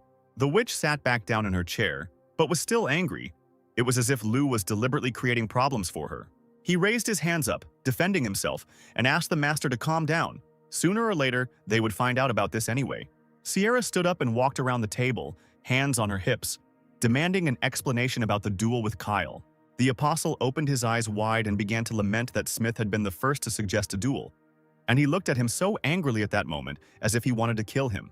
Moreover, the magician was very arrogant and used various tricks during the battle, but fortunately, thanks to his strength, Lou was able to easily defeat the impudent man. It occurred to Charlotte that her student was being arrogant, especially now. The witch looked at Lou suspiciously and asked how he was able to master the magic of the taming talent, because when concluding a mutual contract between a master and a student, she felt only the guy's basic magic, without an attribute. To this, Yulman playfully raised his finger and said that all his skills were natural. It was painful to look at Sierra. She thought dejectedly about how useless her student was. The witch turned her back to Yulman, standing by a large bookcase, studying the spines of books. She advised the student to get into less trouble and study the attributes of magic. Grabbing a particularly large book, Charlotte ordered Lou not to call her master because that made her feel like an old woman. He, smiling broadly, suggested that she become his wife instead of the master. His answer was a blow to the head with a thick tome. Sierra, towering over him, asked him to repeat the sentence with a special intonation. With a bump growing on his head, Yulman became more accommodating and said that he would stop calling the girl master. A little later, Sierra met the director of the academy on a picturesque street. They stood under the treetops and talked. The witch thanked Aces for resolving the issue with Excalibur. She said with concern that the Smith family had been unable to find him. The old man said that Kyle's skills weren't that good, and that losing Excalibur was well-deserved. Plus, his family shouldn't think that because they were stronger, they could do anything. He looked at Charlotte seriously and informed her that the Smiths knew about Lou's student status, and that Sierra was supposed to take the boy with her to a magical gathering next week. The witch replied that she would try to improve his skills before that time. Aces stroked his long beard and smiled. The older Sierra gets, the more polite she becomes. He suddenly remembered how she came to him when she was still very little. Having said with affection that now his ward was already grown up and independent, the old man coughed harshly into his fist. The girl immediately ran up to the director, frightened, asking what was wrong with him, but he replied that there was nothing special. It was just the years taking their toll. The witch looked at Aces with disappointment, holding him by the elbow. The old man patted the girl's hand reassuringly and advised her not to worry, but rather to concentrate on the magical congress. After all, it is possible that it is there that the chance to awaken her magic talent will appear. Charlotte replied that in that case she would be able to help the director, and he would not be so tired. Aces smiled into his beard. He would look forward to this day. Meanwhile, Yulman was leafing through textbooks in the academic library, Sylph accompanying him like a faithful servant. The guy, sitting cross-legged on the floor, was particularly interested in one book. He thoughtfully muttered that he had not known until now about people using attributes for the functionality of natural elements. Sylph approached the owner and handed him a cup of green tea, since the coffee that Yulman had asked for was not there. The apostle smiled, gratefully accepting the drink, assuring that the tea was also very tasty. The girl knelt down next to him and looked into his eyes devotedly. He was surprised by the sudden attention and asked what was going on. Sylph asked why her master didn't tell anyone the truth, since he was actually very strong. Before answering, Yulman took a sip of tea. He lowered his head and explained with sadness in his voice. When power goes beyond people's understanding, they begin to fear and try to please in every possible way. The apostle remembered the days when he had defeated entire armies of monsters single-handedly, and at that time everyone had stayed away from him. Grateful people fell to their knees, right on the ground soaked in enemy blood, and greeted the first apostle Yulman. One day he noticed a beautiful girl who was bowing at his feet. Yulman, flashing a smile from under his deep hood, invited the beautiful stranger to admire the moon with him. But she, with tears in her eyes, frightened by the greatness of the guy, did not respond to the invitation. Yulman looked at her with disappointment. His hand dropped lifelessly. Then Sylph asked if her master had any acquaintances like himself. The apostle replied that they had been, but they had been traveling for a very long time and it was not known where they were now. Despite everything, Yulman raised his head and smiled, even blushed a little. Now he felt like an ordinary person, the same as everyone else. The sword spirit wondered if there were any misunderstandings between the master and the common people. On the streets of the academy, students were already gossiping about the Fire Witch's new protege. There were even suggestions that they were just a couple. The guy with the piercing gaze denied it, because he personally saw the mark of the master and the student on his forehead. His interlocutor, with no less venom in his voice, replied that only a loving couple could engrave the mark directly on the forehead. Aisha listened to these conversations, and in her soul, surprise and sadness were increasingly mixed. It was getting dark, and lights were coming on in the windows of the student dormitories. Sierra walked down the hallway carrying a tray with a bun and tea. She remembered that she had forgotten to remove the magic seal from the entrance, and what only a stupid student could learn during this time. Walking up to the door, she ran her hand over the seal, removing it. Upon entering, she asked how Lou was doing but found a curious sight. Her lazy student not only didn't study, he lay on little Sylph's lap while she stroked his head. A random student passing by Yulman's window jumped aside from the sudden flash of fire reflected in the glass. It was the angry Sierra who taught Yulman a lesson. who now sat on his knees with the spirit of Excalibur and asked the master for forgiveness. Charlotte had not yet seen Sylph, and now she asked with interest if she was the same sword spirit. The girl bowed down, introduced herself, and asked the witch to become her mentor. Charlotte's eyes widened at the sound of a sweet voice. She immediately noted her prettiness as soon as she saw the girl, while Yulman cast surprised glances at both of them. To hide her embarrassment, Sierra coughed into her fist and said that she had come to tell them about her participation in the capital's magical congress, which would take place in a week. Yulman rolled his eyes and asked who came up with the name, since it sounded too saccharine. Sierra's face turned darker than a cloud. The next moment, Yulman sat with a bump on the back of his head, while Sylph waved a notebook in front of his face like a fan, asking for forgiveness for her lack of restraint. The witch sat on the chair in front of them, crossing her legs, talking about how the management had no plans to take them there. Everything changed because no one could have imagined that Lou would get his hands on the Smith family's Excalibur, and that a spirit of the sword would emerge from it. Sylph stood up and began to pace the room restlessly. The teacher stood up, crossing her arms over her chest, and continued that this was precisely why the organizers of the Magical Congress had reluctantly decided to invite them. If they refused, the children's entourage could be in danger. Yulman was silent, thinking about what was said. Sierra said seriously, "The majority in Congress will want to put pressure on Lou." He smiled, assuring that his master had nothing to worry about, because who knows who will give it to whom next. The sound of daggers and various types of weapons that the students wielded could be heard from everywhere. During the training fight, Aisha reliably parried her opponent's blows. She jumped to the side from another attack and grouped herself correctly so as not to fall. The vice principal, who was watching the students, announced the end of the sparring and allowed them to rest a little. The witch stepped aside, wiping her face with a handkerchief.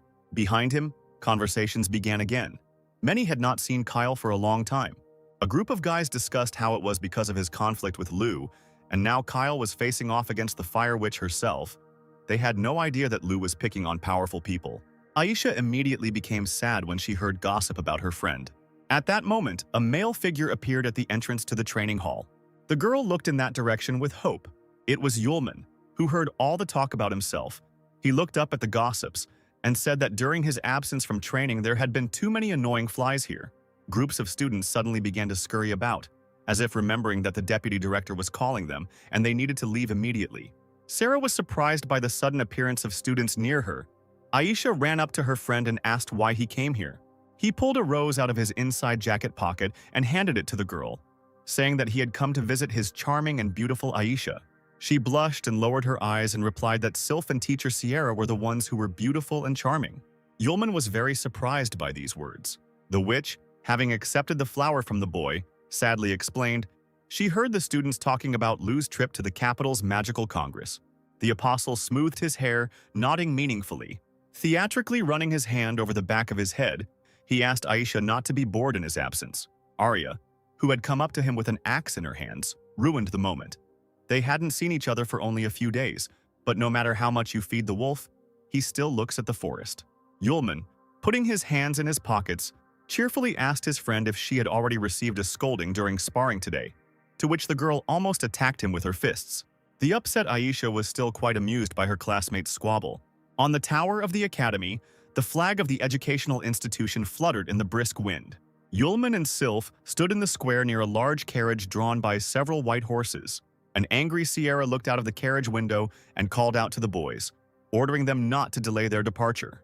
The apostle turned around and replied that this morning he wanted to have time to say goodbye to his dear Aisha. Sylph added that she checked, and it seemed the girl was not in the room. The boy wanted to say something to the teacher, but she interrupted him. Holding the curtain, she said sharply that the student had 3 seconds to get into the carriage. Yulman did not dare to disobey his master, so after a few seconds, Aisha watched from her window with a tremor in her chest as the carriage disappeared into the distance. She said Yulman's name with sadness. She was not alone in the room. A black shadow from the magical heavenly portal called her. Aisha, without turning around, understood who was addressing her. The shadow said that now there is no one strong left who could protect this academy, so in the evening she can begin the task given to her by the master. The witch obediently agreed. Shadow noticed what was happening to the girl and voiced her guess. A guy named Lou loves Aisha very much. This can greatly anger the master. Then, the witch turned around for the first time and desperately asked not to tell her father and mother about Lou. The shadow giggled evilly. Everything would depend on whether Aisha could cope with the task.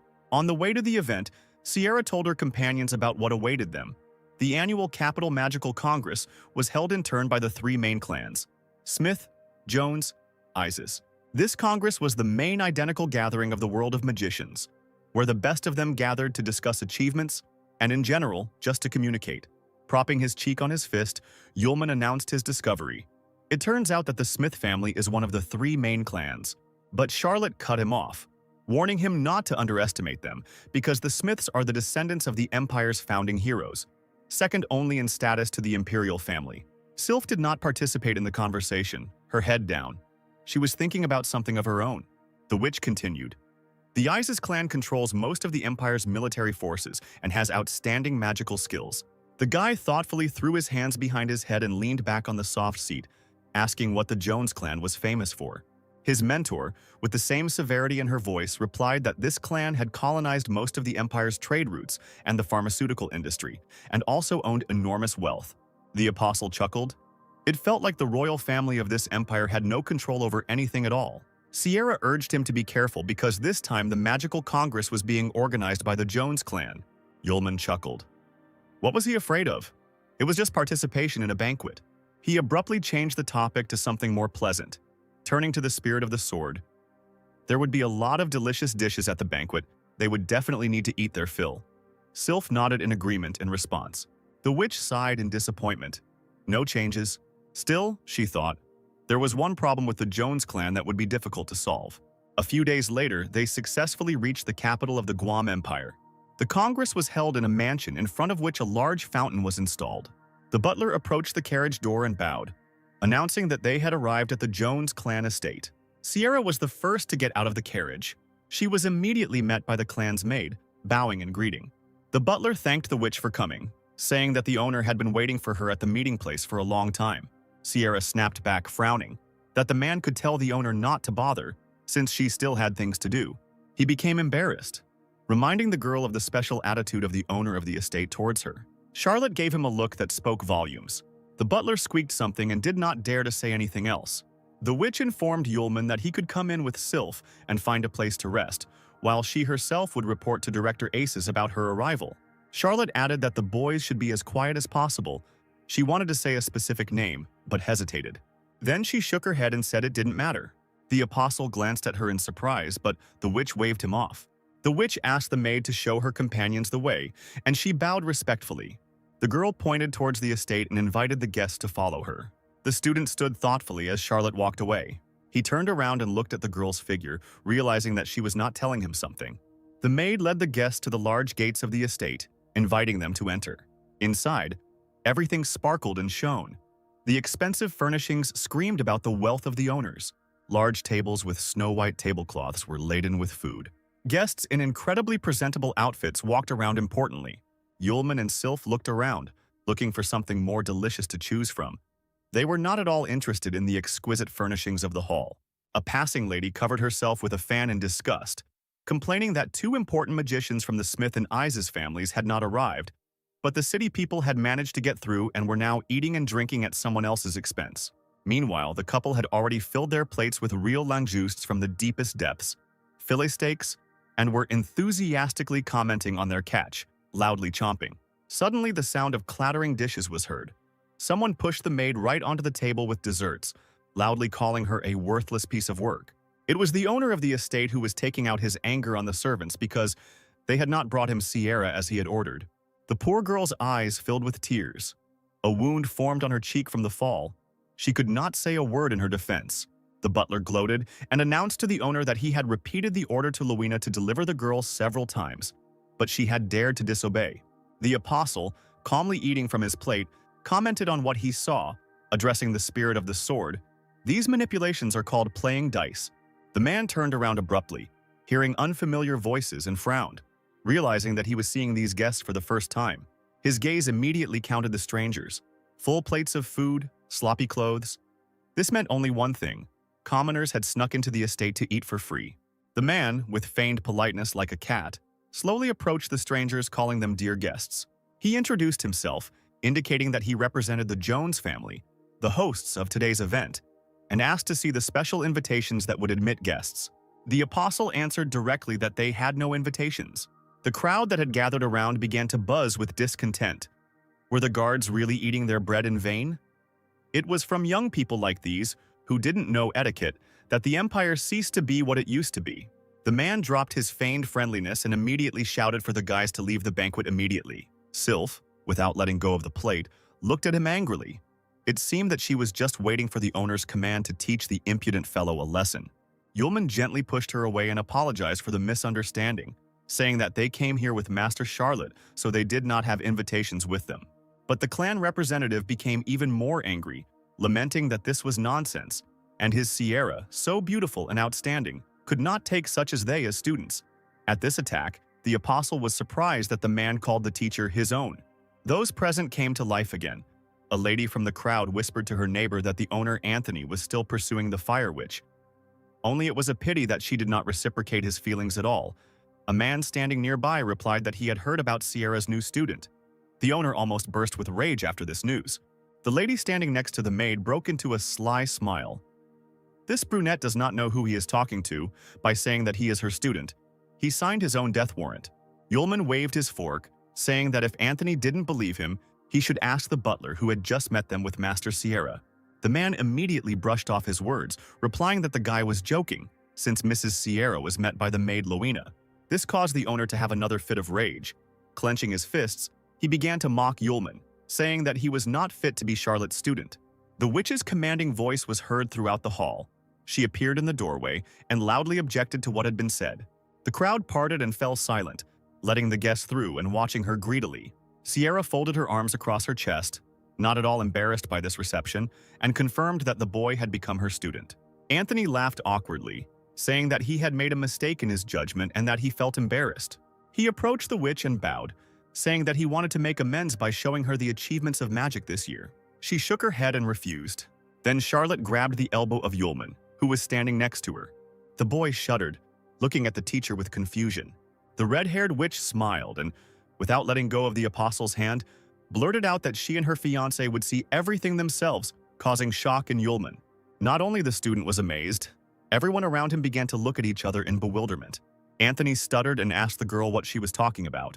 Sierra, still smiling, confirmed that the guy was not only her student, but also her fiancé, tugging Yulman's hand to make him play along. He turned his head towards her and quickly asked in a whisper what was going on. Charlotte answered him just as quietly that the Jones clan had used their influence to marry her off several times, and now that the opportunity had presented itself, the girl would force them to abandon the idea. Yulman didn't need to be told twice. He, like Charlotte, smiled radiantly and agreed with the idea of looking together at the achievements of magic. Anthony, looking gloomy as a storm cloud, blurted out that it was very short-sighted of the witch to get involved with the poor and refuse his advances. The butler tried to bring his master to his senses, reminding him that today was the day of the Congress, and all the eyes of high society were on them. He then looked at the couple with a sardonic expression, saying that he had heard that Miss Sierra had no magical accomplishments to show for this convention. Anthony grinned, pleased to hear this. He tried to diffuse the situation by inviting everyone present to try his latest development, a magical medicine. Loud claps from the crowd could be heard from all around. The maids entered the hall in an orderly row, carrying plates in their hands on which stood small glasses with the potion. A bright blue drink splashed in a small container with every step the servant took. Yulman cast an attentive glance in that direction. The guests, having tried their portions, began to whisper in admiration, evaluating the potion. It tasted slightly bitter, but even the smallest sip completely replenishes spiritual strength. Anthony smiled and thanked him for the approval, because this was the result of the Jones family's developments over the course of the year, a concentrated spirit replenishment potion. Then he turned over his shoulder at the uninvited guests, and as if by chance said that some people show up at the Congress, eat and drink, without having any magical achievements. That is the real shame. The man winked at Sierra, asking if she agreed with him. Yulman grinned. An idea came to him. The guy demonstratively knocked over the cup of potion.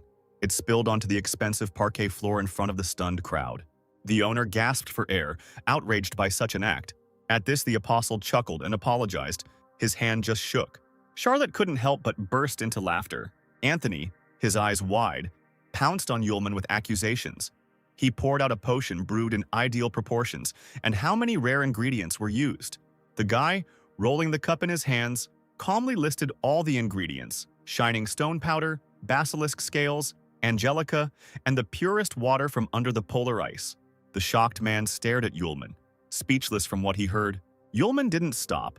He continued mockingly that he could make a box of this stuff in a day, and Anthony also called this potion the latest development with ideal proportions. As if wound up, Anthony shouted that he had worked hard for a whole month to create this potion, had achieved the perfect balance, and the scoundrel dared to say with his dirty mouth that it was swill, then let him make a box of the potion today, as he had promised.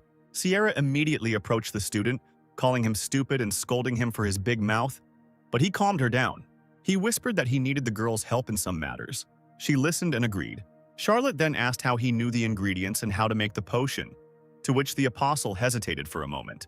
The faithful spirit of the sword came to his aid, quickly blurting out that it was she who had suggested all the ingredients to the owner. Yulman laughed with relief. That was exactly how it all happened.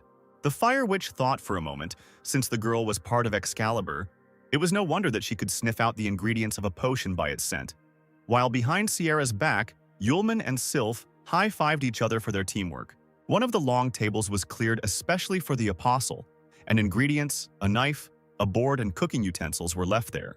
Anthony addressed the guy mockingly, supported by the laughter of the crowd, shining stone powder, carrots, chestnuts, sorurus. So many products from the market. Is he really ready to prepare a potion for everyone? Yulman answered him with a meaningful look. He effectively threw off his cloak and, remaining in just his shirt, tied an apron around his waist as if he did this every day. The guy heated up the vat and added more fire for a better effect.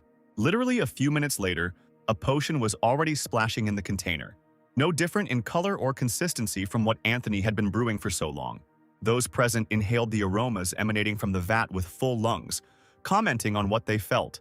Such a pure smell, as if you were transported to nature and so serene in the heart. The man denied everything, because cooking was not that simple. Some special waves emanated from Yulman, who was confident in his abilities and stood in the center of the table next to the boiling vat. The liquid in the cauldron looked truly impressive. There was no doubt that this was the legendary potion. The audience was amazed by the skill of the young magician. Meanwhile, Yulman was already pouring portions of the steaming liquid into glass containers. The potion, like spring water, shimmered in the facets of the glass. Finally, the apostle asked everyone to come to the table. The potion was already ready. The first to approach him was a stately, unfamiliar man who politely asked if he could try the potion. Sierra greeted the man who approached her respectfully. It was Professor Madeline himself from the Imperial University of Potioneering. He was known on par with the chief magician aces. Yulman smiled good-naturedly and nodded.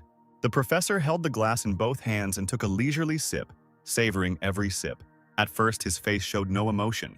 But a moment passed and his eyes widened. Madeline exclaimed in shock that he would never have thought that he would meet a person who would make a superpower potion.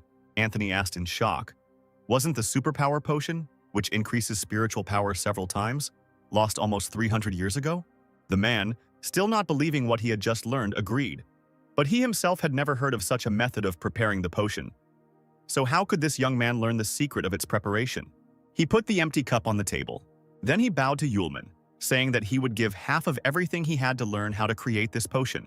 There was silence as the boy thought about the words he had said. The apostle smiled slyly. Only half? The professor nodded and promised to add more if it wasn't enough. Some gentlemen exclaimed that this would be a huge sum, because for this magic potion lost many years ago, any money invested could be returned. Anthony gritted his teeth. He was beside himself with anger.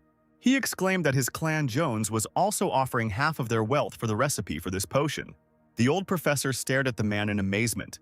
He stood there, proudly erect, because he knew that the Jones clan's fortune was much greater than anyone else's, and this guy would not be able to resist such a temptation.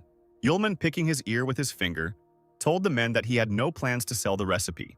He grabbed his cloak and turned to Sierra, saying that since they had already looked at the achievements of magic, they could return. The desperate owner shouted after him that he was adding a share of the potion sales to half of his wealth. The apostle immediately pricked up his ears. Yulman stopped. He really was going to refuse this money. The guy's eyes sparkled with anticipation. There really was a lot of money. Sylph jumped with delight along with him. Charlotte, for the umpteenth time, sighed in disappointment. Well, who would have doubted it? Anthony took them to his office and invited them to a long table. On it stood a box with 3 richly decorated spatial rings. He said that the required amount of money was already placed in them. This could be checked. The servant took the box in his hands and brought it to the guests, telling them that after the potion began to be sold, their share would be transferred annually to the account of these rings. Anthony leaned forward and, anticipating hearing the secret of preparation, asked how the potion was prepared. Yulman took a crumpled piece of paper out of his pocket, casually threw it on the table, and replied that the energy contained in a magic potion was never obtained from the ingredients themselves, but was drawn from the curdling of elements contained in the air. The man, not expecting such an answer, grimaced in annoyance and leaned back in his chair. The apostle unfolded a piece of paper with a drawing on it and explained that a magic circle was engraved in the vat that could curl the elements of air. Using higher fire magic allows one to successfully cause resonance between the magic circle and the ingredients. As for the ingredients themselves, low-level ingredients have a fairly low elemental content. So in the magic circle, they interact with the highly concentrated air elements, seeping through and filling the void. Low-level ingredients not only improve the coagulation results, they also improve the quality of the elements, which would be more difficult with complex ingredients. Anthony, greedily peering at the drawing on the sheet, let out a cry of victory. Sierra, clutching a cup in her hands, said that since the Jones clan had learned the secret of the potion, they had no reason to linger here. The man objected. There was still one more matter they needed to discuss. He asked if Charlotte was aware of the recent eruption of Mount Laertes. The witch nodded, confirming what was said. Just a natural disaster, nothing interesting. But Anthony, smiling, said that he thought so too when the clan sent a rescue team there, until they accidentally discovered traces of a rare magical beast in a mountain cave. A fire unicorn. Sierra hung her head, her eyes wide at what she heard. Yulman knew that fire unicorns did not live in the east, and asked how the beast ended up in the west.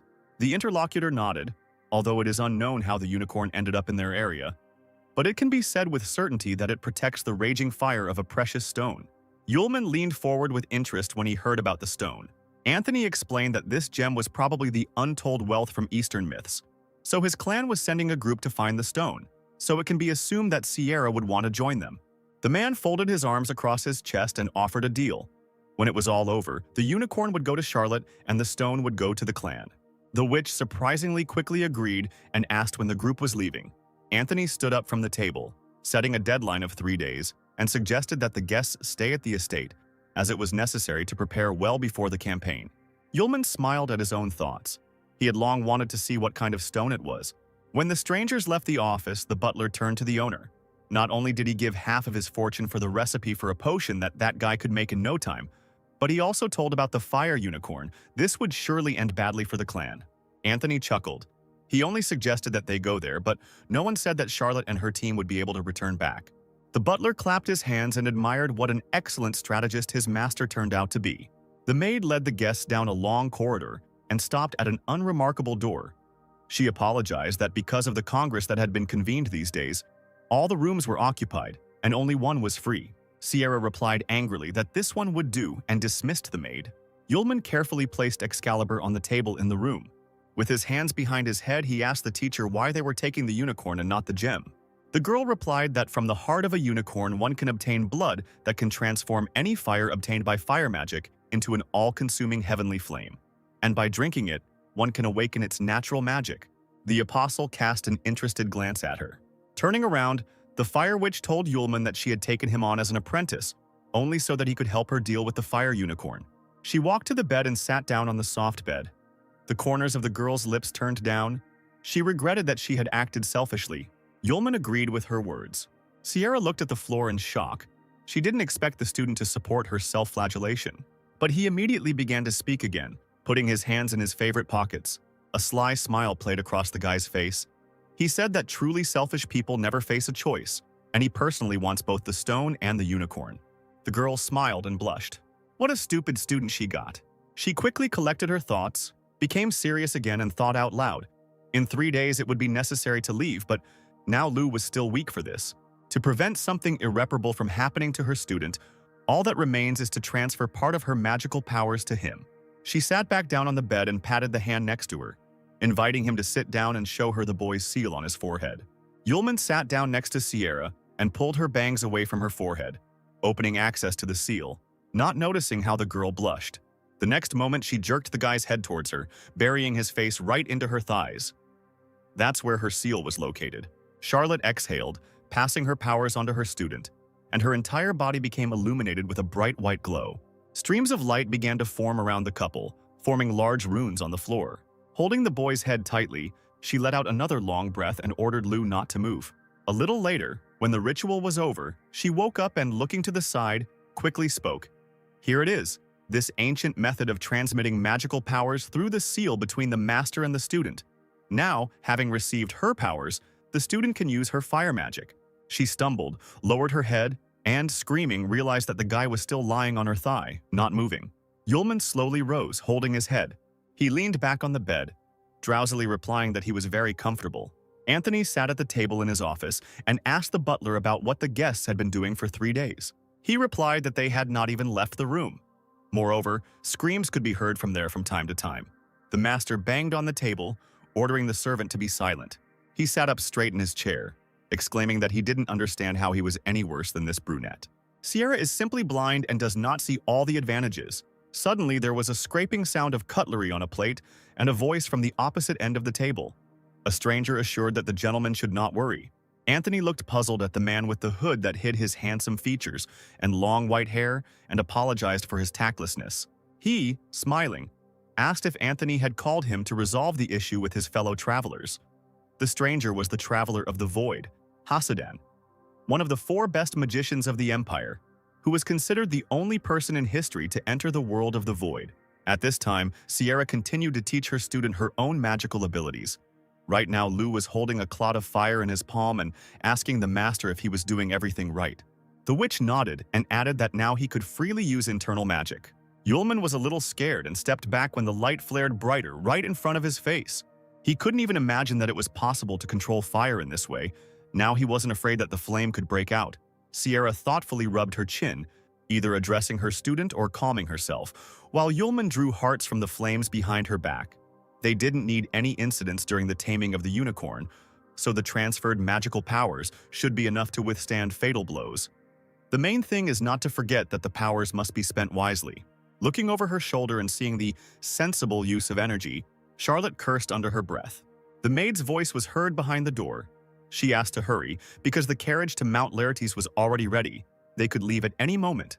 Sierra immediately threw the door open, appearing in front of the girl along with a soot-covered Lu. Suddenly, the witch caught a glimpse of the familiar hem of a cloak out of the corner of her eye, which disappeared around the corner. Yulman noticed the teacher's hesitation and now looked at her questioningly, while Charlotte was surprised to see this man. But she decided that she was mistaken, so she waved her hand and hurried the student. Late in the evening, a chase through the narrow corridors of St. Joseph's Tower took place. A small figure, wrapped in a thick cloak, maneuvered, trying to hide from its pursuers. But the last turn turned out to be a dead end. Judging by the sounds in the distance, they were about to overtake her. The figure raised its head, staring at the wall, and began breathing loudly, trying to calm its breathing, which had been ragged from running.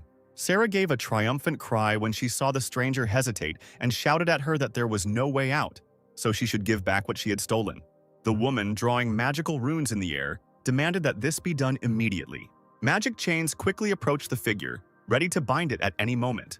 The stranger turned around, her face hidden by a mask and long blonde hair. She jumped up, dodging the chains. Then she suddenly moved to the side and, breaking the window, jumped out into the darkness of the night. Luckily, the fall was not high, and the girl landed on the ground immediately. The deputy director rushed to the window and looked down. Clenching her fists, she cursed. The stranger had managed to escape anyway. The figure, meanwhile, did not go far, hiding just around the bend. The stranger turned out to be none other than Aisha. She pulled the mask off her face and breathed a sigh of relief, taking a carved white box from her bosom. She finally got it. A few days later, at the foot of the fiery Mount Laertes, a party of Jones and Sierra's men and crew rode forward in wagons drawn by white horses, the drivers urging the reins on every now and then. Suddenly, an order was heard from one of the crews to stop. Anthony growled in his carriage, again. Yulman jumped out of the neighboring cart like a bullet, covering his mouth with both hands. The others had to go outside too. Anthony looked at Sierra reproachfully and said that they could have warned Lu about the condition of the road, because due to constant stops, this one-day trip stretched out into several days. The witch awkwardly scratched her cheek. She herself didn't know that the guy would feel so bad after the trip along the mountain path. The apostle, having emptied his stomach, now walked, staggering, along the road to the carriage, thinking that more than anything in the world he did not want to return there. Suddenly, distant screams caught his attention. Sierra and Anthony turned in the same direction at the same time. One of the clan's team was running towards the company, followed by whirlwind lizards, huge reptiles with many spikes on their backs. Anthony did not move from his place and said authoritatively that there was nothing to be afraid of a couple of monsters, because they had high-class magicians with them.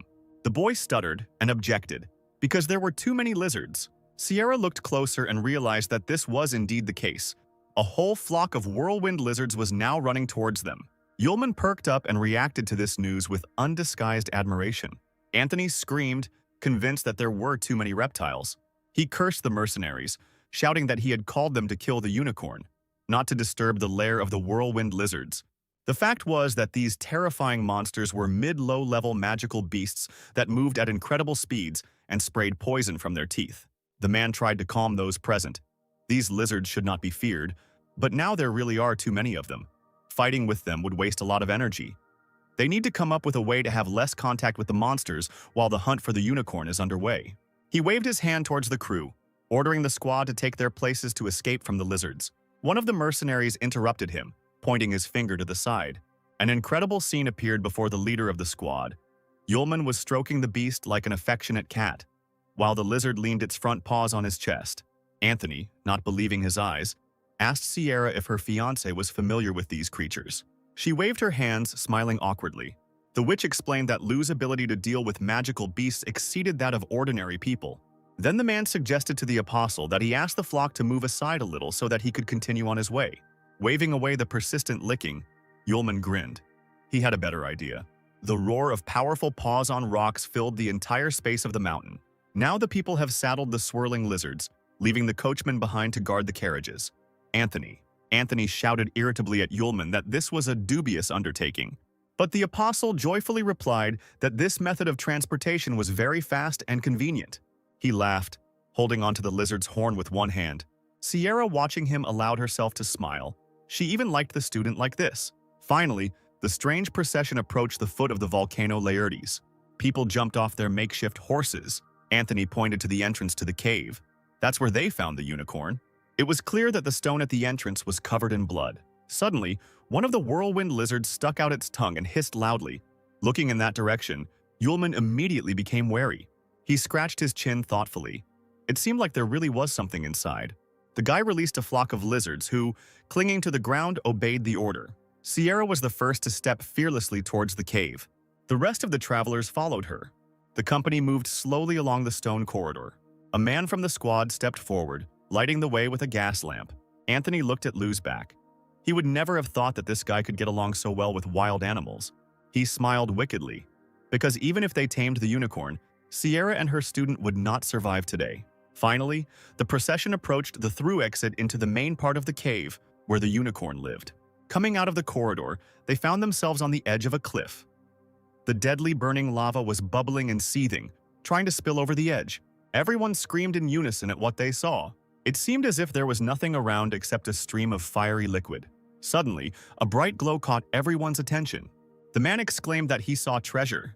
Nearby, washed by lava on one side, the very same stone lay in the rocks. Violet-pink in color, it beckoned travelers to it.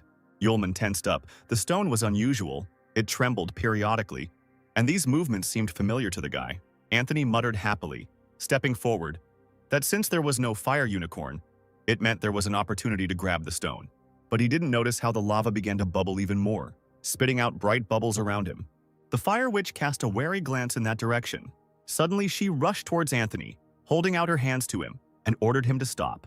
Right in front of them, a huge fireball burst out of the gorge. The man raised his head and, with his mouth open, watched his movement.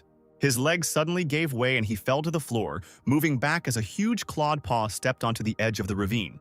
A fiery unicorn, completely engulfed in fire, slowly crawled towards the squad with its mouth open. It was a magical beast of a rare level. It came from the eastern continent, was a master of fire attacks, and was also deadly strong. The mercenaries stood in stances, holding their magic wands out in front of them, ready to attack at any moment. Sierra, while creating magical runes in front of her, quickly said that this fire unicorn was a rare magical beast. Although its killing power was not as high as that of natural disaster-level beasts, it would not give up easily. Then the girl ordered the student to wait aside, and if there was a chance, he could use his talent for taming. The apostle thought that the master was right. Unicorns have a stubborn character. If you tame one, the creature can resist, and it is better for him not to show his magic in front of this whole crowd. Yulman threw up his hands. Ordinary people would not be able to comprehend his power. The unicorn slowly advanced on the still-lying Anthony, who, trembling, hysterically ordered his squad to get rid of the beast. The warriors pointed their staffs forward, calling out the command, "Ice Coffin!" Blocks of ice rained down on the dragon from all sides. Having surrounded the unicorn, they, led by their master, tried to block the beast. For a moment it seemed as if the dragon was trapped in snow. The beast became angry. His eyes flashed dangerously. Powerful streams of fire gushed from the beast's body. No matter how strong the mercenary's magic was, it still couldn't withstand the fire's onslaught. There was an explosion, pieces of ice flew in all directions, and the dragon found itself free. The wounded mercenaries were breathing heavily, bent at the knees. The unicorn, unfazed by anything, ran forward again, preparing to attack the people. The detachment, seeing this, hurried in horror to escape from the monster's sight. At that very moment, the beast's horn collided with the magic sword with a ringing sound. Sierra wasted no time in rushing forward, now using her weapon to block his attack. The animal narrowed its eyes dangerously, growling even louder. It moved its head to the side, trying to push the sword away from the horn. Sierra felt her grip weaken in horror, the sword in her hands moving to the side. The unicorn let out a roar and turned its head sharply, trying to throw off the annoying opponent. There was a powerful explosion from the collision. The fire witch was thrown back several meters. The sword remained in her hands. The stone that the people had come for shook dangerously from the force of the blow. He was lying right on the edge of a cliff, so a push of such force predictably provoked the stone to move, and it, jumping up, almost fell right into the flow of seething lava. Anthony watched in horror as his treasure disappeared into the raging fire. The unicorn turned around and rushed in that direction. But the stone didn't have time to land in the lava. Yulman reacted with lightning speed and in 2 counts found himself in the air, holding the prey tightly above his head. The warriors' mouths dropped open as they watched this. A few moments later, the apostle landed on solid ground. Sierra immediately ran up to him, worried, saying that the stone contained a raging flame, so he needed to be careful. The stone in Yulman's hands heated up. He screamed, and an enraged unicorn immediately appeared behind his back. Anthony clenched his fists. If this continued, the guy would end up with both the stone and the unicorn. The apostle turned around with a smile and said that the Jones clan had been wrong from the start. It was not a precious stone. Yulman didn't have time to finish telling the story before a portal formed in the air right behind him. Sharply increasing in size, huge gray tentacles began to flow out of it. The shoots approached Charlotte and Yulman with lightning speed. The guy turned around abruptly, hearing an unusual sound. He pushed Charlotte aside sharply. The girl didn't have time to turn around, and her student was already tightly grasped by tentacles and pulled into the portal. Time dragged on like an eternity, and then the witch watched the figure disappear into the dark matter. She leaned forward and screamed at the top of her lungs. Following Lou, the tentacles tightly grasped the fire unicorn. The animal could only growl from powerlessness. Sierra froze in shock at what she saw. She realized that this was the wasteland of Hasidan. Anthony gave the order to his squad to attack the unicorn. Pointing his hand in its direction, the warriors immediately obeyed. The unicorn, which was already being pulled into the portal by the tentacles that were firmly clinging to its body, was now being hit by a multitude of ice fragments. Events developed so quickly that Sierra could not fully come to her senses. The dragon was covered with snow dust and even more fragments. When the icy fog cleared, the beast was free of Hasidan's bonds, but was now pinned to the stone wall by blocks of ice. The fire witch rushed to Anthony, bombarding him with questions about what was going on, and he, smiling broadly, laughed at the girl's naivety and said that he had no intention of cooperating with her at all. With resentment in his voice, the man shouted about Charlotte's unwillingness to become related to him, although she had promised earlier, and at the Congress she and the boy made him look like a complete idiot and disgraced him in front of the guests. The villain's face twisted into a cruel grin. The Jones clan had already suffered enough from Murderbell. It was time to pay the bills. It was not for nothing that he called the master of the wasteland to deal with Sierra and her student. Charlotte gritted her teeth in anger at herself. She had definitely seen Hasidan in the corridor then. Holding her sword out in front of her, Sierra warned that no one would leave here alive if anything happened to her student. At that moment, the portal moved and separated the witch from the others. Hasidan's voice was heard. He heard what the girl was saying. Then the Traveler of the Void himself emerged from the portal, grinning, replying that her student had already become lunch for the Master of the Wasteland. Charlotte's eyes widened in disbelief. All the ridiculous, sweet, and funny moments she had lived through with Lou flashed through her mind. Grief was replaced by anger.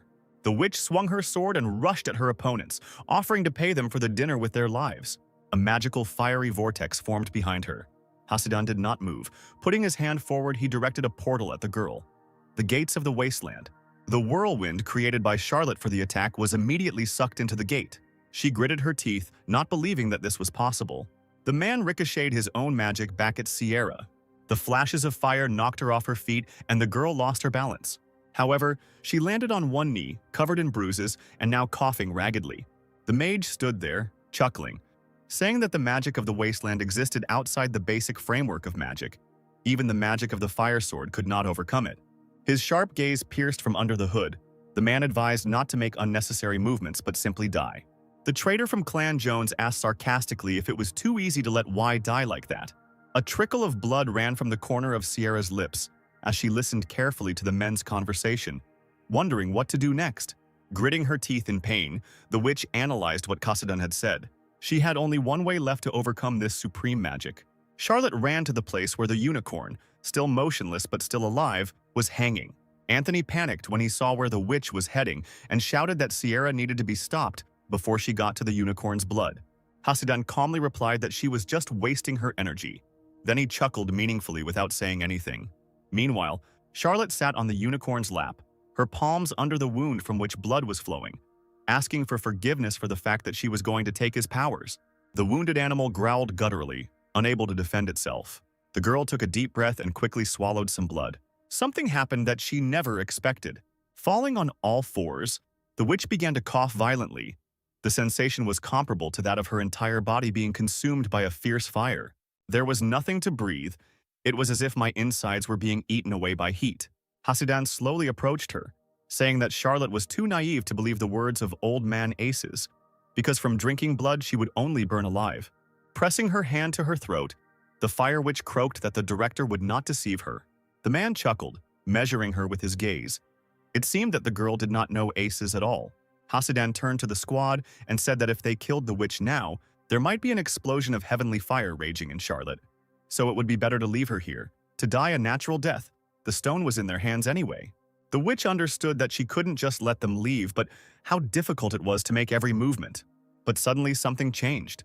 An unknown force lifted her above the ground. The space around her literally blazed with fire. The natural magic of the Thousand Lights Master has awakened. The men turned around in shock. This shouldn't have happened. With tears in her eyes, Sierra said that even after awakening her natural magic, she was still very saddened by the loss of her student. And therefore there is no point in expecting mercy. A bright, scorching flash hid the girl's figure from view. The magician immediately created a void field spell. But something was wrong. The Master of the Void did not answer him. Meanwhile, a fire dragon with its mouth wide open was flying towards where the men were standing. Anthony stepped back, not understanding what was happening or how the beast had appeared. It was as if a pillar of fire had burst forth from the depths of the earth, filling the entire space. Then there was a deafening explosion. After a few seconds, it became quiet and the dust from the destruction settled. Sierra's opponents lay on the ground, their clothes burnt and their bodies covered in multiple wounds. Hasidan, unable to move, could not even imagine that someone could master the magic of heavenly fire. The fire witch landed softly on the ground. She was not at all happy about receiving the natural magic she so desired. Suddenly, claps were heard in the caves, the sound passing through the walls like the moon. The witch looked sharply towards the entrance. To her surprise, the director of the academy, Aces, slowly entered the cave. He stopped, holding his hands behind his back, and asked the girl if she had awakened her natural magic. She nodded, noticing that the director looked strange. Still lying on the ground, Hasidan laughed with difficulty, saying that this old man had been waiting from the very beginning for the day when the witch would awaken the natural magic. All this, none other than the demon kidnapper. Charlotte didn't believe what she was hearing and stared with all her eyes at the director, who was so familiar to her. According to legend, 500 years ago a monster appeared that could steal natural magic from people, and for 200 years there was no one who could defeat it. But the chronicles say that after the battle with the seventh apostle Sarlia, the demon disappeared without a trace. According to rumors, he had already died long ago. Who then was Director Aces all this time? Always so kind and sincere, the old man's face suddenly changed and he turned to Sierra.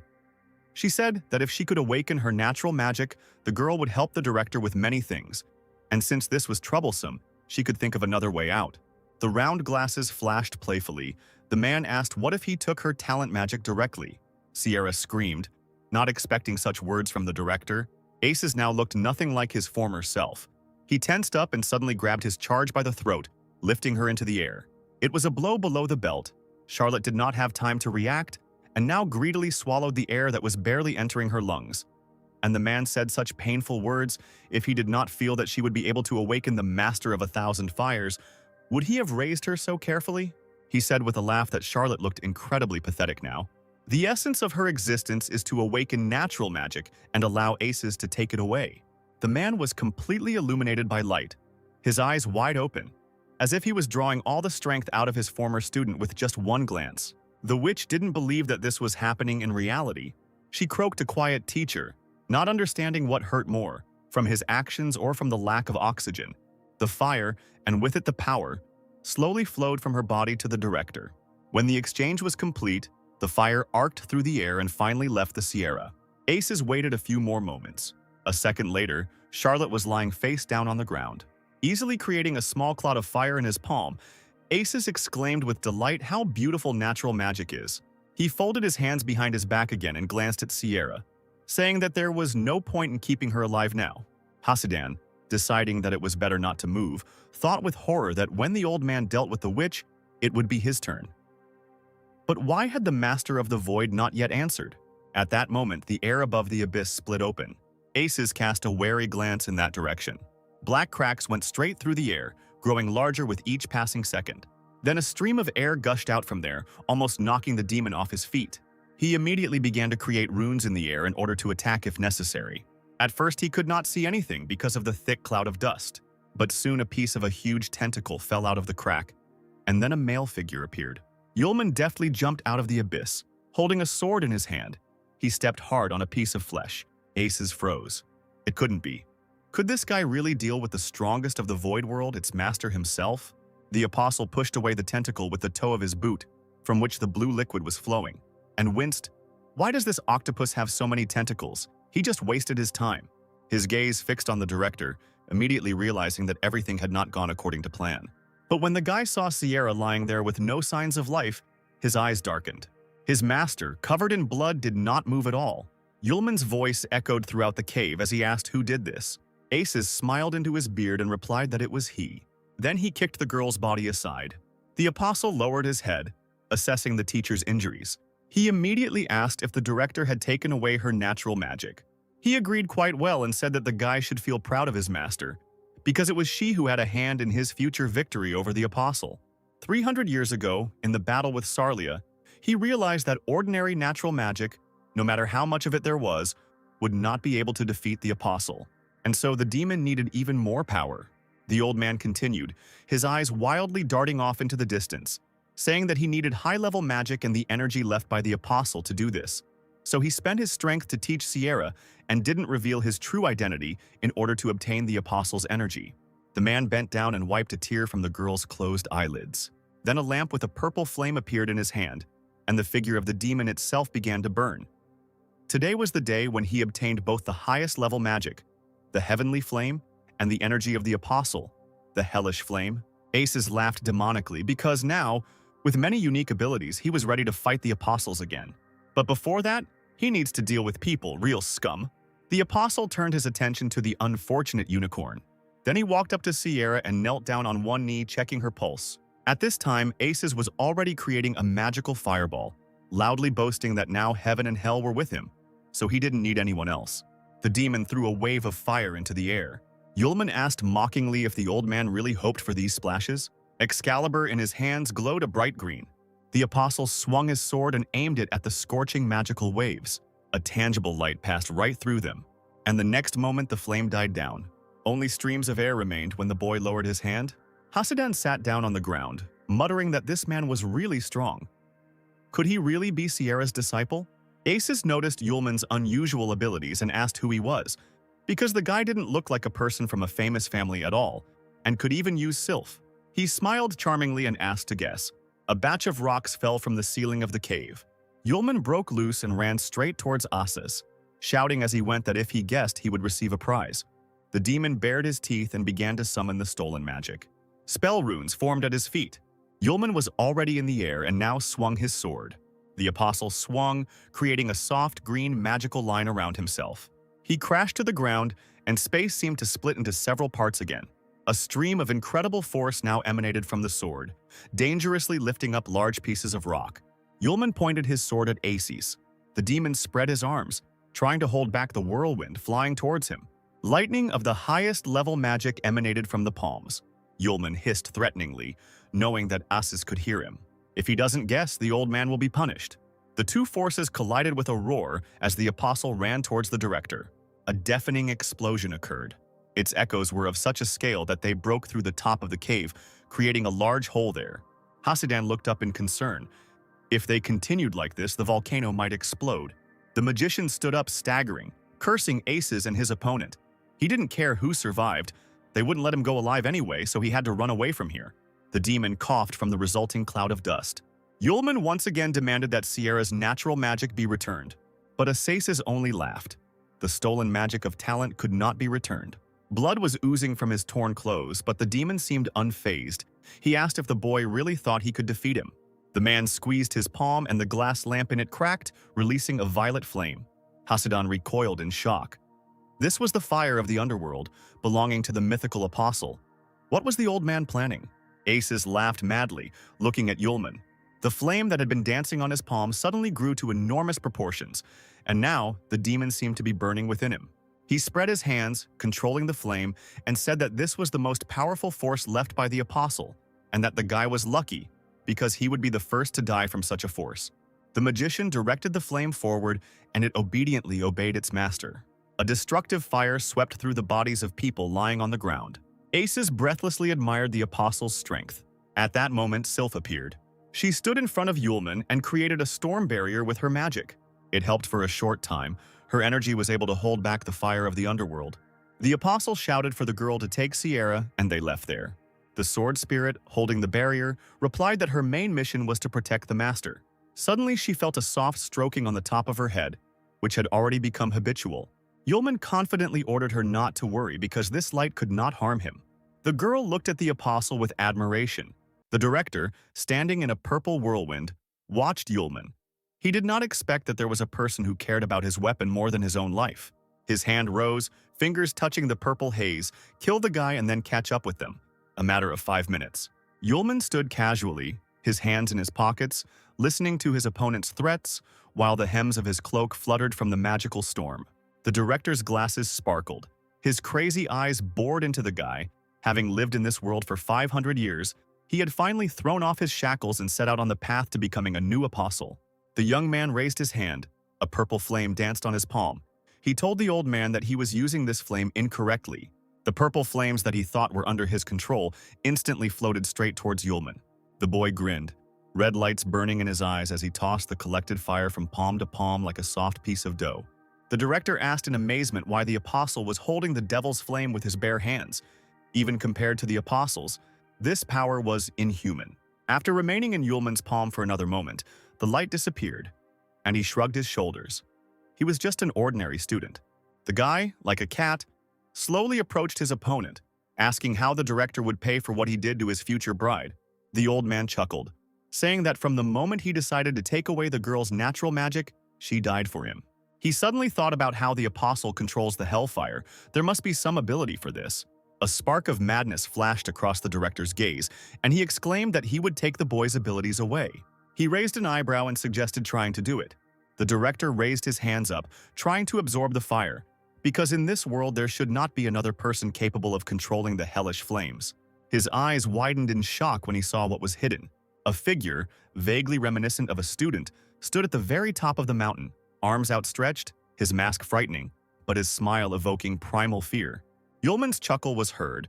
He realized that he had been seen, and said that he had sealed his powers so as not to be discovered. The director couldn't get his head around what he saw, as if it were something forbidden, something for which he would have to pay. The young man grinned predatorily, saying that since the old man wanted to take his powers so much, people needed to be given a chance. He waved his hand to the side, announcing that the first level seal had been broken. Red lightning flashed from the human eyes, and a powerful stream of energy hit the floor. The old man was amazed by the unfolding spectacle and was afraid to even blink. Yulman, still smiling, extended his hand towards the director, and the fiery whirlwind began to spin like a tornado. Streams of energy gathered together and rushed into the chest of the man opposite. The man trembled as if in a fever and let out a hoarse cry. The flame threw him from side to side, tossed him up and burned him, gave him what he wanted so much. When the director tried to croak something, the guy put his index finger to his lips, urging him to be silent. He laughed lightly, saying that he was just a student looking for a wife and a way to make easy money. Drowning out his words, an explosion rang out, engulfing the director and covering his remains in waves of dust. Yulman raised his head and stretched his shoulders. The apostle decided to catch up with Sylph. Perhaps Sierra had already woken up by that time. He looked away, habitually putting his hands in his pockets. There was one more thing to deal with. The dragon was still nailed to the wall with huge crystals. Yulman stood before this spectacle, carefully examining the monster. Reaching out his hand, the boy created a magic spell that was able to give the monster a few moments of life. The dragon sneezed, opening his red eyes and looked angrily at the man. The crystals holding his body together disappeared and the monster fell to the ground. As he fell, he growled helplessly but didn't even try to get up. Yulman, coming closer to him, spoke to the creature. In the last battle, he did not use his powers to the fullest. A scarlet egg appeared in the boy's hands, which the dragon was afraid of harming if his blows were too powerful. The creature, seeing the egg, opened its eyes wide and snorted. Yulman brought the find to the dragon's head, saying that he hid the egg in a spatial ring when he was sucked into the world of emptiness, so it remained unharmed. The unicorn dragon poked its nose into the hard shell. The guy gasped, almost dropping his load from his hands. He smiled and replied that he understood everything. Yulman stroked the unicorn's neck. He didn't know why he came here with his egg. It smelled like the apostles, which meant it was connected to them. Grasping the precious burden with both palms, the man promised the dragon to take care of his property. As if expecting only these words, the creature snorted one last time and fell silent, words of gratitude echoing in the air. The majestic volcano was awakening, preparing to spew rivers of lava, which later flowed down in bloody streams. Sylph carried Sierra in her arms, trying to get as far away from the epicenter of the battle as possible. The spirit of the sword sensed the presence of its master and looked around, finally noticing him. He slowly emerged from the cave entrance, and the first thing the girl asked was if he was okay. After briefly saying that he was fine, Yulman glanced at the unconscious Sierra, asking how she was. Sylph looked at the fire witch's face with concern, concluding that she had overexerted herself and perhaps fallen into a coma. The apostle grimaced, saying that the volcano was about to erupt. They needed to get out of here first, then they could talk. In any case, Master Sierra takes everything to heart, and will she be able to cope with her own feelings when she wakes up?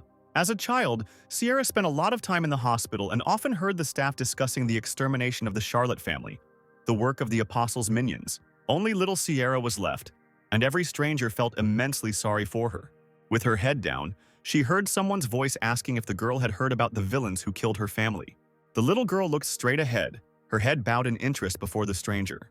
A tall, gray-haired man in long robes offered to become her apprentice in order to take revenge. Smiling affectionately, the man scratched his beard and introduced himself. Aces, the chief court magician of the empire. Then Sierra truly believed that the teacher sincerely wanted to help her get revenge. Who would have thought that the kind old man was actually a demon kidnapper trying to steal her natural magic? She mentally asked her mother and father for forgiveness, because it seemed she would not be able to complete the mission of avenging the entire Charlotte family. It was very cold. The shirt was soaked with blood and now clung unpleasantly to her body. But she still felt someone's warmth. Sylph jumped out in front of Yulman like a jack-in-the-box, bringing important news. The girl exclaimed that she could no longer feel mana in Teacher Sierra's body. The girl in his arms did not move, but the corners of her lips were lowered in unconscious agony. Sarah's life energy was fading away at great speed. The Trinity miraculously managed to find the nearest hotel. Sierra was laid in bed, covered with a blanket, and Yulman, having removed his cloak, stood over her with his arm outstretched, drawing healing spells in the air. Unfortunately, Sylph's fears were justified. Sierra's own magic was not felt in her body, and her power was rapidly leaking away. Looking at the girl's exhausted face, the apostle knew that if this continued, she would never wake up. Sylph carefully approached the master, who was gloomier than a cloud, and asked if he still had the magic that Master Sierra had passed on to him. Yulman clapped his hands, realizing that this magic could be returned to Sierra and help restore her strength. It wouldn't be enough to get her back to her previous level, but it was better than nothing. A book appeared in front of the sword spirit.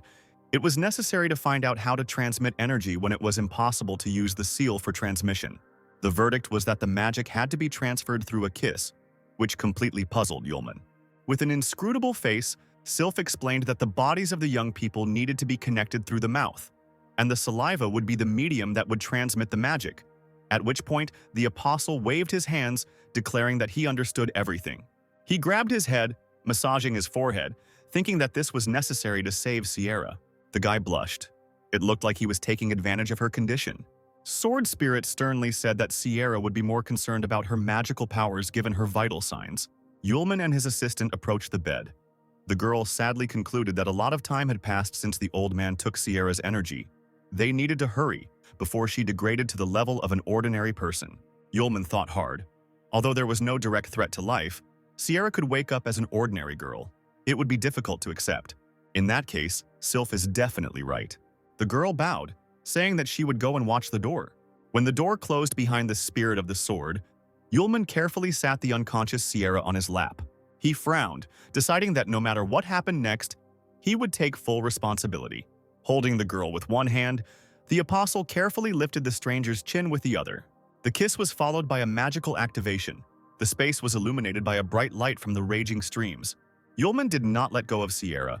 Holding her tightly in his arms, he closed his eyes so as not to be afraid of his own shyness.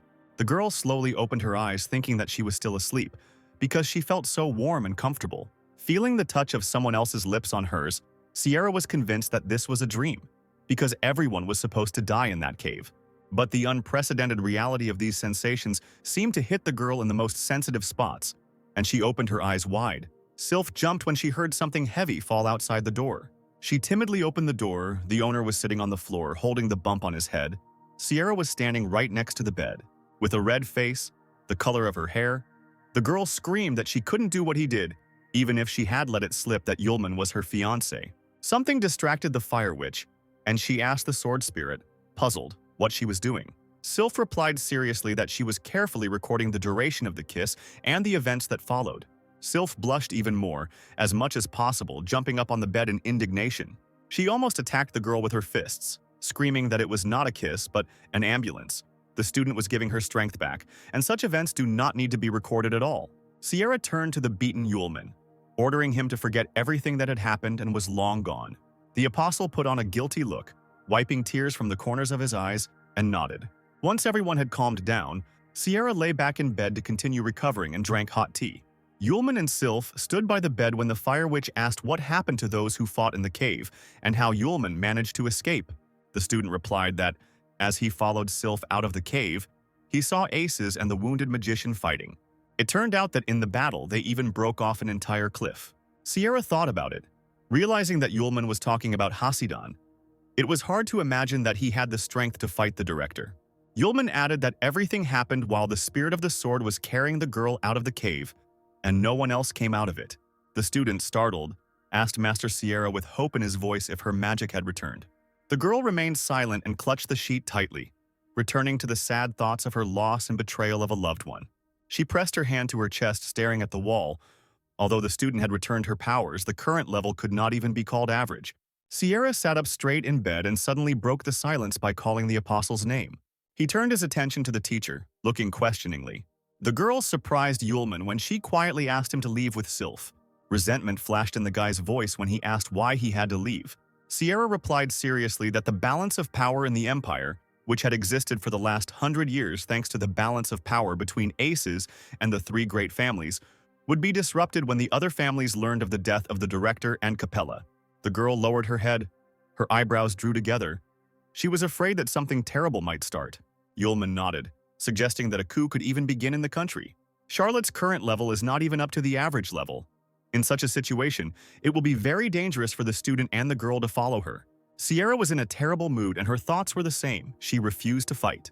Not hearing an answer, the girl looked at Yulman, who did not look upset at all. On the contrary, he was shining like a new coin.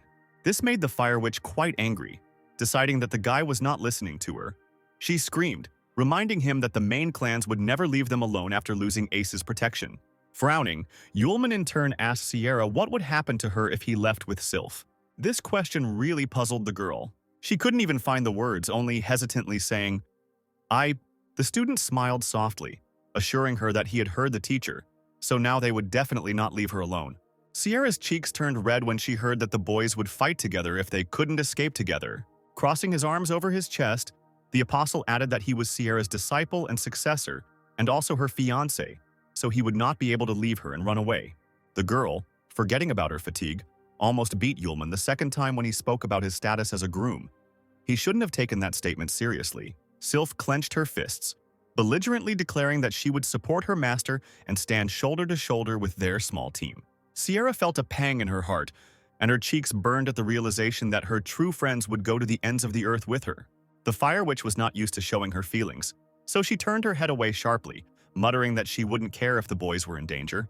Yulman told the master that before his death the unicorn gave him his egg.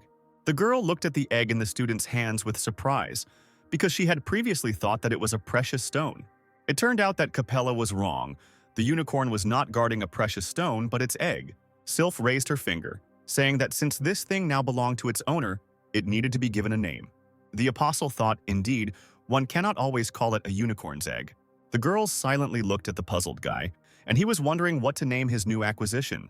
Finally, an idea came to his mind.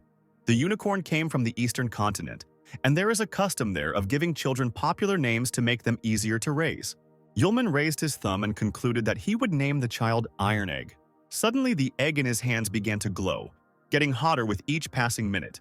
The apostle yelped in pain, almost dropping the fragile child. Sierra, her face blank, pointed out that the egg had made it clear that it didn't like the name. What followed was an even more unfortunate scenario, and Yulman received a greater dose of fire than before. A wounded man in torn clothes walked along the quiet streets at night, barely audibly. Holding his heart, Kashidan walked limping along the cobblestones. He thought that since the master of the void had died, the others thought that the magician had not been able to escape, but he had managed to use the void field to move through space. Stopping in front of a rich house, Hasadan thought about earning a good sum for the news of Capella's death. A week later, in the hotel, Sierra was reading a newspaper on the pages of which there was news of Capella's death.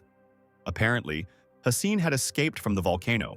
The Fire Witch was surprised that the magician did not say anything about their connection with Aces. Sierra asked Sylph, who was holding the egg on her lap, to try to keep anyone from finding out where it was, and the girl nodded. The spirit of the sword said that the owner went out to look at the big city market, and also to find medicine to restore Sierra's magical powers. Yulman walked along the crowded street, looking with interest at the goods he came across along the way. Suddenly he stopped, put his hand to his mouth and burst out laughing. The sun was shining brightly, rare clouds were slowly floating across the sky, and the apostle was in an excellent mood. Moreover, he was more pleased than the good weather by the presence of flocks of pretty girls around. Yulman's dazed gaze fell on a stranger emerging from a neighboring building. He came to his senses because he had almost forgotten that he needed to buy some medicine for the master. The sign on the shop opposite had a red snake drawn on it, and the student decided to see what he could buy for Charlotte there. A friendly, pretty girl greeted a customer behind the counter of Rudel's trading house. She smiled even wider, asking whether the gentleman needed a helmet and armor of high strength or special magic stones. Yulman replied that he would like to buy oriental materials for medicines. He added that the things he needed were very rare. The girl winked, urging the buyer not to worry, because Rudel's trading house was the company with the widest range of goods in the entire empire. Yulman laughed into his fist again. If he managed to buy everything here at once, he wouldn't have to run around other stores and waste time on the wonderful girls around. The saleswoman carefully called the daydreaming guy, and he, coughing, handed her the list. A few seconds passed in silence. Yulman, with his hands in his pockets, watched the girl. The smile gradually slid off her face from what she read on the sheet. 1,000-year-old ginseng, dragon grass, Tianshan bitterweed. The apostle asked if everything was okay. The girl laughed nervously, thinking how to explain that these ingredients could not be obtained even on the easternmost continent for 1,000 coins. The saleswoman was forced to tell the customer that these ingredients were very rare and could not be found in Rudel's trading house. Yulman thought hard. He didn't think that the plants that grow near the palace of the apostles in the human world are considered rare. The apostle propped his chin on his bent fingers, and his fingers came into the girl's field of vision. More precisely, she beamed when she saw a spatial ring instructed by a top-level magic stone on the buyer's middle finger. At that moment, Yulman turned to leave, and the saleswoman ran after him, begging him to wait. When the apostle stopped, she, embarrassed, told him about auctions where he could buy the things the guy needed. As it turns out, once a year, the black market hosts large auctions to sell stolen goods, ranging from ghost slaves to the world's only weapons. The girl, like a magician, took out an entrance ticket from her bosom, hoping to interest the buyer. Yulman froze. Looking at the piece of paper, he wouldn't be able to get to the eastern continent quickly. Maybe he could really buy the necessary ingredients at black market auctions. The apostle pointed to the ticket, saying that he would take it. The girl held out the goods with a smile, offering 100 gold coins for them, saying that the auction would begin at 7 in the evening. The saleswoman added, bowing, that the auction would take place in the south of the city in the Imperial Steed Tavern, so it would be best to arrive on time. Having made sure that the customer had left, she shouted the usual farewell phrase. Then she exhaled tiredly and pulled off her work apron, throwing it on the table. The girl relaxed her shoulders and let down her hair, which was tightly pulled into a ponytail at the back of her head. A man came out of the back room, holding out his hands to Miss Linda, asking why she had come since he had already paid the fee for this month. Linda turned around, smiling mysteriously. She had come to catch big prey. Yulman walked through the evening city, trying not to be late for the auction, and with his eyes he was looking for the Imperial Steed Tavern. Suddenly, someone in a dark cloak rushed past him, hitting the guy painfully in the shoulder. The apostle raised his hands up, beginning to apologize to the stranger, but he quickly walked on. Unfortunately, Yulman encountered the wrong person. The cloaked figure was followed by servants, and the fair-haired man attacked the apostle with an axe, calling him cheap. The student, smiling nervously, did not understand what was happening, why the man was so angry. He just bumped into someone. The cloaked figure slowly raised his hand, stopping his guard. He turned around and shouted the master's name in an offended tone. Man called the man to him, saying that he was not hit on purpose, and that they needed to hurry so as not to be late. Yulman's mouth began to drool as soon as he heard a ringing voice from under the hood. There was definitely a beauty with an icy heart hiding there. The guards turned to the apostle, nodded, and said that he should look around better. The group passed by. The apostle looked after them, considering them strange. Finally, Yulman found the place he was looking for. The tavern from the street was welcomingly shining with bright light from numerous windows. Inside it was even better. On the evening of the auction, the building was filled with people of all classes and estates. A tall beer glass slammed down on the bar counter. The tipsy apostle chuckled, praising the local rye beer, and decided to drink another glass before the auction began. Behind him, he heard someone talking. A male voice told his interlocutor that today's main lot was an amazing thing. Covering his mouth with his hand, the other man spoke of important people who had gathered here to hunt for this jewel. He pointed his finger at a man in a white cloak sitting nearby. The cursed King Zeus, practically the best magician, had also arrived at the Imperial Steed. Moreover, Rizarar, Diamondel, Diamondstan, and many others are also here today. Having calmed down, Yulman raised his glass, took a sip of beer, and listened attentively to the men's conversation. The apostle felt something soft touch his hand and almost choked on his drink. That same saleswoman from Rudel's trading house grabbed Yulman tightly with both hands, extremely happy that they saw each other again. Linda winked at the apostle. She couldn't miss the auction that was held once a year. The girl, shining with huge, malachite eyes, languidly asked Yulman to call her by name. A tipsy Yulman scratched the back of his head, hiccuped, and introduced himself. Linda, she smiled slyly. This fool had fallen for the bait so quickly, and when the auction began, he would give her the ring himself. The girl leaned against the bar counter, smiled charmingly, and offered to be Yulman's guide until the auction began. The two men, who had been discussing the people present earlier, turned their attention to the couple, the old man's precious daughter Louis, and next to her, probably, is some important person, a simpleton who fell for her bait. Finally, after some time, the auction began, and a large crowd gathered in the large hall, eagerly awaiting the bidding. Yulman and Linda took the empty seats, and the guy asked if the organizers were afraid that someone would report the illegal auction to the authorities. The girl twirled a strand of hair, saying that the auction was being held by Old Man Lewis, and no one in the city would dare to anger him, and besides, serious people were buying things here.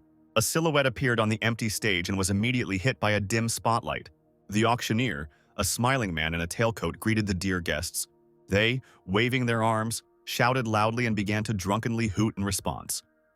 Alcohol sales in the tavern were on the rise on days like these. A charming girl in a rabbit costume came out to the host with a box in her hands, and the man declared the evening the final one in the auction series. Squinting with pleasure, the auctioneer abruptly pulled the red fabric from the item in the assistant's hands. The first lot is the Hand of Black Magic. The starting price is 50,000 gold. Yulman recognized this hand, the real one, twitching. It is only capable of calling forth black magic, or cursing others, but is not capable of anything else, but is valued here. From all corners of the room, guests began to raise their hands, shouting out their prices in unison. Linda told her neighbor that there were many other things at the auction besides the things he needed, and he shouldn't miss the opportunity. The apostle threw his hands behind his head, indifferently answering that this was so. It was not for nothing that he came here. Then his new acquaintance offered to look at the next lots, but Yulman stubbornly refused. For example, he didn't like the Hanging City ring because of its gloomy name. The guy crossed his arms over his chest, complaining that he didn't buy anything decent, and Linda was angry that he wasn't buying anything. The girl clenched her teeth, expecting something very expensive. Then she would persuade Yulman to buy it and receive the long-awaited spatial ring. The auctioneer announced the last lot, the one everyone had been waiting for with bated breath. This time the man did not quickly pull the fabric off, but continued to keep the intrigue going. For greater effect, the box was filled with smoke to hide the treasure as long as possible, and the audience began to rise from their seats in impatience. When the smoke cleared, everyone saw an ice jade lotus bracelet whose starting price was 200,000. The man in the white cloak, the damned King Suis, jumped up from his seat, offering 300,000. Then came shouts promising 380,000, then 500. Linda clenched her fist, wondering why her new acquaintance was sitting there. Had the girl made a mistake and he had no money at all? At that moment, Yulman, holding his hands in his trouser pockets, slowly stood up. Linda pricked up her ears, looking at the guy with interest. He, radiating incredible confidence, declared that his bet would be 1 million. A truly dead silence hung over the hall. The apostle's companion jumped up as if stung, screaming softly, her eyes boring into the young man in disbelief. The auctioneer stuttered as he tried to repeat the figure he had just announced. Yulman, his red eyes flashing, broke into a smile and shouted out his price again. The crowd fell silent. It was like a mass hallucination. The auctioneer, looking out for this rich man in the crowd, repeated the price he had announced. The apostle waved his hand, still smiling, and spat out his bet dismissively. The audience, without hesitation, discussed the appearance of the guy, who did not look like a rich man. If he decided to deceive old Louis, the impudent man was not destined to meet the dawn. The presenter swallowed nervously and began recording the final price. The man on the balcony decided to beat Yulman's record and shouted out a bet of 1,300,000. The crowd buzzed with the sound of a wounded animal, and it was hard to believe that the stakes continued to rise. Linda was overjoyed. Even if she didn't get the guy's spatial ring, this price race would provide her and her father with a tidy sum. The apostle, squinting, recognized in the man who had beaten his price the security guard from the street who had almost attacked him. It seems that he and his master came to the auction specifically for the ice jade bracelet and the lotus. The apostle grinned. He didn't have much time and he wasn't going to delay with the price. Taking the spatial ring off his finger, he showed it to the auctioneer and offered to give him the jewelry and 30 million. The blonde man's face opposite was distorted with anger. The crowd opened their mouths, calling Yulman a madman, and they were especially shocked that the guy was willing to part with an S-class spatial ring instructed by a top-level magic stone. The auctioneer raised his hand, shouting out Yulman's price. The man in the cloak's guard asked his master if they would continue to raise the price. Man shook his head, replying that the opponent was clearly not like the others and had learned the value of the jade bracelet and lotus. He would definitely have the means to increase his price. The gentleman ordered the man to wait and see how events would develop further. The auctioneer joyfully announced the new owner of today's auction treasure, asking him to come backstage to complete the formalities. Linda clapped her hands, anticipating big money, and offered to show Yulman the way backstage. He, hiding his hands in his pockets, jumped over the railing, shouting that the girl shouldn't bother. His companion extended her hand, squealing that Yulman should not go straight ahead. But he was already standing in front of the dumbfounded auctioneer, holding out the spatial ring in which the money was located. The apostle glanced indifferently behind him, where Linda continued to shout something at him. The girl covered her face with her hand, saying that there is a very important rule at the auction. If a buyer steps onto the stage without permission, this is considered a violation of the rules. A buyer who commits such a violation must pay for all lots offered at the auction. Moreover, any person in the room can take away what the offender has acquired. Like wild animals just waiting for this, the spectators standing closer to the railing screamed loudly. Those present rushed in a huge flock straight to the stage where Yulman stood with the auctioneer. Suddenly there was a massive explosion, and flames rose up and filled the hall. The box containing the precious bracelet was thrown into the distance. Some man cursed, recognizing the attack as the handwriting of the damned King Suis. He approached the transparent box with an arrogant smile, declaring that the jasper bracelet would soon become his property. But Suis's expression changed dramatically. He saw a tall guard, military personnel, and a looned combat vehicle. Then something happened that no one expected. The floor slowly became covered with a thick crust of ice. The damned King Suis's feet found themselves in an ice trap so quickly that he even realized when it happened. The Ice Lady, in a long, dark cloak, continued to cover the space with her magical cold. Stopping, she pulled down her hood with her gloved hand. Long, dark hair flowed like a river over the girl's thin but strong shoulders. A long cloak hid the slender figure of Manliana Isis, one of the best magicians of the Empire, who was called the Ice Lady. With an inscrutable face, she slowly approached the box and opened it. But suddenly, the hand of the young, sweet girl was intercepted by someone else's palm, not allowing her to touch the bracelet. Yulman, a head taller than the Ice Lady, looked down at the girl, grinning, saying that she was very beautiful, but that it was wrong to take other people's things. The main auction hall was half destroyed by those wishing to get their hands on the trophies. Manlian Isis looked wide-eyed at the one who had so unceremoniously interrupted her. The apostle did not let go of the woman's hand, saying that the girl was taking someone else's thing without even saying hello, and that this was completely impolite. The Ice Lady came to her senses and, frowning, pulled her hand out of the grip of the other's palm. The apostle took out the bracelet and coldly informed the master presenter that he was leaving and taking what was rightfully his. Manlian grabbed the box, which turned out to be empty, and screamed. It was such a hard job for her to get this ice bracelet that could take her magic to a new level. Now, the Ice Lady was not going to let go of the one who stood in her way so easily and created an ice spell in her palm. With a wave of her hand, Manlian caused ice to burst through the floor to fill the path. The crowd buzzed in fear, because the technique the girl used was called an ice prison. Linda gritted her teeth, anticipating huge problems in the future, but those present realized it too late. The entrance was blocked. The entire auction hall truly became an ice prison. Ice covered all surfaces, sparing only people. Yulman, looking at what had happened, heard a mocking voice behind him. Isis threatened him with eternal imprisonment in ice. The apostle turned to her, laughing at her self-confidence. One of the warriors cried out in confusion when he saw his sword in the guy's hands, but the guy simply decided to borrow it for a while. The auction visitor, the big guy Diamond Stan, looked at Yulman with disdain. In his eyes, this boy with his rusty sword looked pitiful. The man's eyes turned bloodshot and he punched the ground with all his might with his bare fists, breaking the ice cover. If Stan was counting on scaring Yulman with this, he failed. The guy's figure glowed a bright golden color. He ordered the first level of the seal to open. The apostle swung his sword, creating a magical attack circle around himself. The flames emanating from the dagger melted Manliana's ice weapon. Diamond Stan was thrown far to the side by the blow and hit the wall with a dull thud. Those present were covered by a wave of dust, and ice remained only at the edges, so hot was Yulman's attack. Linda couldn't believe her eyes. She wondered who this guy was. Standing before the best warriors, the apostle clutched his sword, fearlessly urging them to attack at once because he had little time to fight each one by one.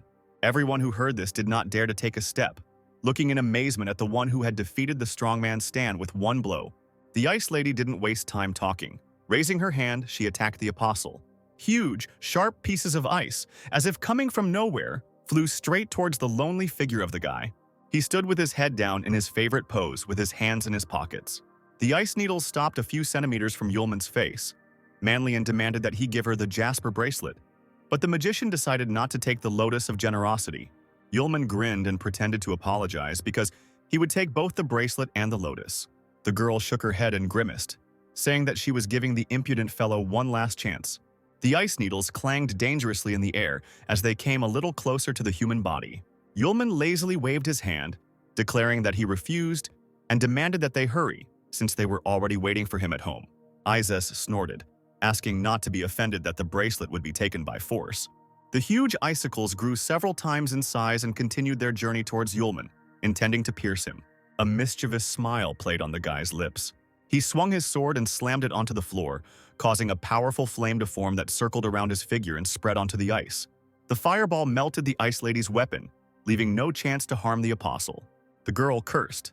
This technique turned out to be useless, but she had already achieved her goal. Linda started and screamed, not understanding what she was seeing in front of her. Several figures appeared behind Yulman, wanting to take the artifacts. An ice dome began to form directly above the apostle's head. Another attack by Manliana.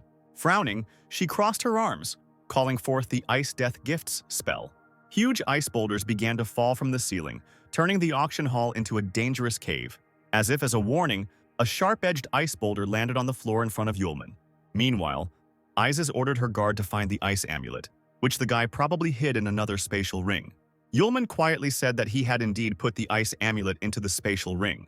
Looking at the back of the self-confident Manliana, the apostle exclaimed that he was still alive and not under a block of ice. The girl, her eyes wide open, turned around sharply. Indeed, the guy stood behind her, smiling mockingly and holding a sword in his hand. The warrior was surprised. She did not expect that the enemy would be able to escape.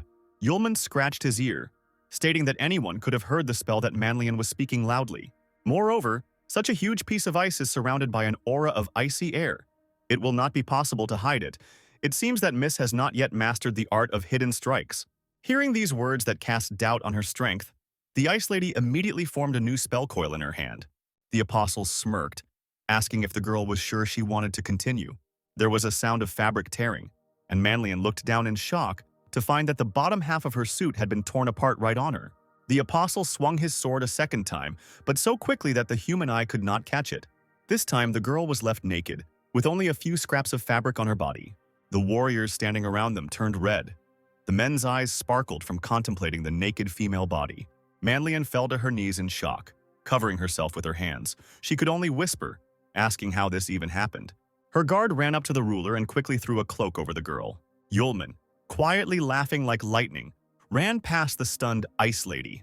The girl slowly turned around, analyzing what had happened. The apostle turned to the crowd with a smile, asking if there was anyone willing to take the jade bracelet and the ice lotus. The warriors shook their heads furiously, swearing in one voice that they would no longer lay claim to the treasure. Manliana's confidant asked if he should send people to capture the enemy, but the girl refused, causing the guard to bewilder. Isis hung her head low, still embarrassed by her recent disgrace. She realized that the guy could have easily killed her, but for some reason he didn't do it and spared her.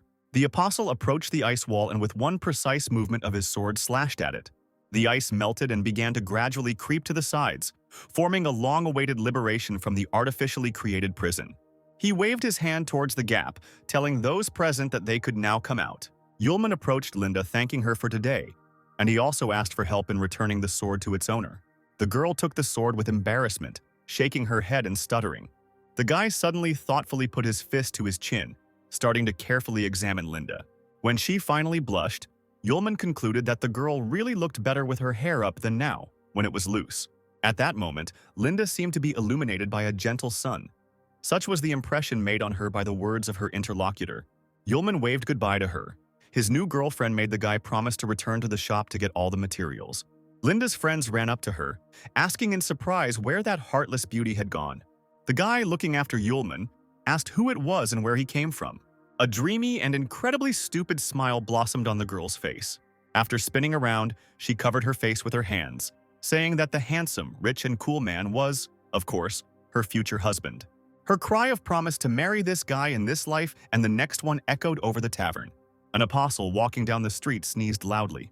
He wiped his nose, suspecting the teacher and Sierra of thinking too much about him. A sure sign that it was time to go back. He had barely managed to turn the corner when he heard angry male shouts, promising to teach someone a lesson for stubbornness. Coming closer, Yulman saw several ragged men with guns surrounding a thin girlish figure in a cloak. The man swung his whip, shouting that if something was not understood in a friendly way, it was worth explaining by force. The apostle was nearby in a few steps and firmly grabbed the base of the whip. Looking at the other competitors, the guy advised the puzzled man with the whip not to treat the ladies like that, so as not to incur the wrath of God. A group of people, playing with bats in their hands, slowly approached the one who dared to interrupt them, shouting that it was not worth sticking your nose into other people's business. Yulman, frowning, sharply moved his hand to the side without letting go of the whip. The man remained hanging on his weapon, and what's more, He was also thrown into the wall. Like a large sack of stones, he fell on his back with a loud thud. The man immediately lost consciousness from such a flight, possibly forever. The opponents opened their mouths wide and retreated a few steps back. Yulman asked with a smile what they were talking about, since he couldn't hear them because of the strong wind. The men began to stutter among themselves. They were not saying anything, it was already dark and it was time to leave. A few seconds later, the crowd ran away screaming, and only a lonely figure sitting by the wall remained in front of the apostle. The guy got down on one knee so as not to scare the stranger, and asked how she was doing. Suddenly, the apostle's eyes widened as if he had seen a ghost, but he had not imagined this meeting in such a light either. Sierra and Sylph had been waiting for the student at the inn for a long time. The Fire Witch was very worried, thinking that something had happened to the guy. Finally, she got out of bed, determined to look for Yulman. The sword spirit nodded. As soon as the girl opened the door, she stepped back, seeing the guests. Arya stood next to Yulman, completely unhappy and wounded. After some time, the table covered with various dishes became empty, as did the plates filled with food. Once Arya had calmed down and had eaten her fill, she revealed that Aisha had gone missing and had not returned from her study leave, which left Sierra stunned. The guest clutched a glass in front of her, trying not to cry. She came to tell the teacher and Lou everything. Suddenly, they could find the missing item. The time traveler asked if something happened before Aisha left school, but Arya remembered that the student left the academy with an infinitely sad face. Yulman gave Master Sierra a potion that she was to drink on her way back to the academy. It wouldn't be possible to instantly restore strength, but it would increase the speed of recovery. Sierra regretted that she wouldn't be able to go on reconnaissance to Aisha's house with her student. Charlotte crossed her arms and asked if Yulman was sure he needed to go with Arya. She looked at the girl playing with Sylph, thoughtfully saying that in their current situation, they needed to stay away from the three great families and the people associated with them. Sierra knew Arya's full name. Her last name was the same as the general's families, which didn't bode well. Yulman interrupted her, saying that even if Arya was one of the general's people, it did not change the fact that the girl was his trusted friend. Sierra smiled. She knew the student would say that. Then the master wished them both a safe journey. Finally, the horse-drawn carriage set off along the forest road. The rocking motion instantly put Arya, who was tired from the long journey, to sleep. The girl sprawled out on the bench, snoring. Yulman sat at the very edge of the bench opposite, already regretting that he had decided to go with the girl. But after thinking again, he decided that he was wrong, because Arya had come a long way from school to find them. The apostle remembered the moment when he found an exhausted girl in a dark alley. When he saw her face covered in small scratches and blood, he asked why Arya was here. She, as if in a delirium, suddenly raised her head, staring unseeingly at her savior. The girl's unhappy eyes filled with tears. She said nothing, only quietly sobbed. Screaming that she had finally found him, Arya threw herself on Yulman's neck. The apostle was taken aback, but quickly came to his senses and asked the girl why she was alone and whether she was wounded. Arya instantly blushed and froze like a statue right next to Yulman's chest. She pulled away from the guy's embrace, burning with shame, and crawled away from him as far as possible. Arya hugged herself and repeated haltingly that she was fine. She had one very important thing to tell Teacher Sierra about. She was silent for a few moments, then, glancing over her shoulder, asked Yulman to take her quickly to the master. The apostle saw a lacerated wound on Arya's shoulder, but said nothing. Only his eyes and furrowed brows revealed his true feelings. And now, sitting in the carriage and looking at this brave girl, Yulman thought out loud that she had worked hard. She definitely needs to get a good night's sleep tonight while she can. A couple of days later, the carriage brought the travelers to the western outskirts of the city of Gorst, to the estate of the Lawrence family. The courtyard of the house was overgrown with thick grass, and the walls looked very untidy. Arya, standing in front of the gate, asked the coachman if there was a mistake. But the man assured her that the house definitely belonged to the Lawrence family. He added that the Lawrence family had been completely missing for 10 years, so the estate was empty. Having dealt with the lock, Yulman and Arya entered the house, half destroyed by time. Arya thoughtfully bit her nails. They looked both above and below, and it really seemed like no one had been here for a long time. But it was obvious that Aisha's family address was this very place. Suddenly there was a loud noise to the side, frightening the girl. It turned out that for some reason a frame with a painting covered with a white cloth fell off the wall. Arya abruptly pulled the interfering fabric away. She leaned over in surprise along with Yulman, greedily peering at the image. The painting depicted Aisha's mother and father, but the painted father's head was missing, as if someone had violently torn off that piece of canvas. Yulman did not know for sure how true this was, but he knew for sure that the woman in the portrait was not Aisha. He offered to stay at the estate for a couple of days. Perhaps that way he and Arya could find out what happened to the Lawrence family estate. Suddenly, Arya remembered that she had forgotten to give something to the apostle. Before leaving, Aisha asked to give Yulman a small box. The couple decided to leave the gloomy house to discuss all matters in a local tavern. As it turned out, before leaving, Aisha asked Arya to give Yulman the ring. Looking at the decoration, the apostle thought, the drawing on the ring does not belong to the Lawrence family, so whose is it? Arya propped her head up with her hand, sadly saying that even the city's workshop specialists had never seen this image. The waitress's voice was heard behind the bar. She glanced at the ring and asked if it was the coat of arms of a count. Looking at the surprised faces of the visitors, the woman told about Count Theodore, a very elegant aristocrat. She still remembered the moment when the man entered the tavern. The waitress added that at that moment she was calming her friend down, but that didn't stop her from seeing that very ring on Theodore's hand. Arya and Yulman looked at each other carefully. The girl behind the counter squeezed the glass so hard in her hands that it broke. She screamed, which made the count turn his attention to her friend Lily. Arya whispered to the guy that Aisha's mother's name was Lily, and he nodded. The student cautiously asked the angry waitress if she was talking about the same Lily who had disappeared from the Lawrence estate. But the woman didn't think she had disappeared anywhere. Lily probably ran away with Theodore, falling in love at first sight, and took the child, because it is very difficult to raise a child without a husband. The apostle smiled and tried to find out where Count Theodore was now. The woman thought, remembering that his possessions were in the east in the Noni Empire, quite far from here. A guest from across the room ordered a beer, and the waitress responded happily. She promised to bring a drink to the restless guest and asked the guys if they were going to go to that empire, where demons had recently been bred. Yulman thought about it, suggesting that motion sickness during travel could somehow be connected with the influx of demons. Arya looked questioningly at Yulman. The girl wanted the student to teach her a technique for fighting demons. If they really do meet demons, Arya's skills won't be enough, and she will only hinder Yulman. But she also wants to look for Aisha together. The apostle was surprised. He did not know about any reception. Arya explained that this is internal energy that appears during the process of tempering and cultivation. By combining it with natural magic, it is possible to release a huge amount of power.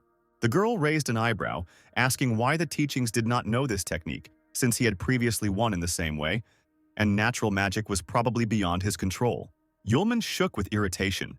He didn't ask Arya about anything at all. The interlocutor's cheeks turned red. She decided to achieve her goal by cunning. The apostle scratched his cheek, promising that he would at least try to do so. At this time, there was excitement in Acis's house. The late director's office was turned upside down. Personal belongings were scattered and lying on the floor. Sierra, hands on her hips in displeasure, looked for the old man's important things, which, in addition to the hellfire, should have been here. The broken desk drawers that Charlotte discovered indicated that someone had broken the rules before her and taken everything. In that case, the girl thought, it was even more impossible to let people know about Ace's death. The Empire could be in serious danger. The fire witch exhaled tiredly. She pulled out a bottle of blue liquid, remembering that the 5 schools championship was about to begin. Sierra didn't even know if Arya and Yulman would have time to find Aisha and return back.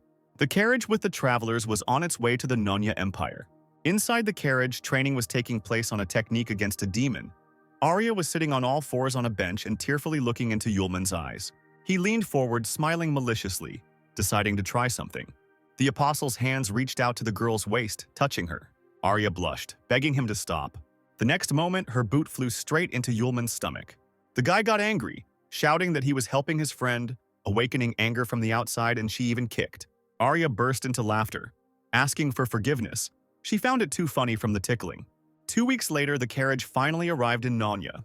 Arya looked out the window and, seeing the half-destroyed buildings, was surprised by the urban center of the empire.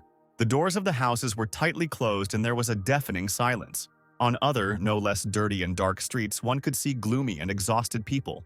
The dark-haired man watched the unknown carriage with a frowning look. Arya nudged Yulman in the side, suggesting that they had the wrong address since Aisha couldn't live in such a place. The apostle knew that the cab driver could not have made a mistake. But in this place, even all the shops were closed, and this was very strange. The carriage, having passed several streets, stopped near a noisy crowd. The passengers decided to see what was going on. There stood the building of the Adventurers Guild. Near the house, there were tables and benches set up, and many warriors were celebrating something. Arya glanced around at the people present. Surprised that there were so many people in the guild, the girl entered the building and approached the smiling girl at the counter, carefully asking if there was a count named Theodore among them. The worker said that there was, asking why anyone would look for it.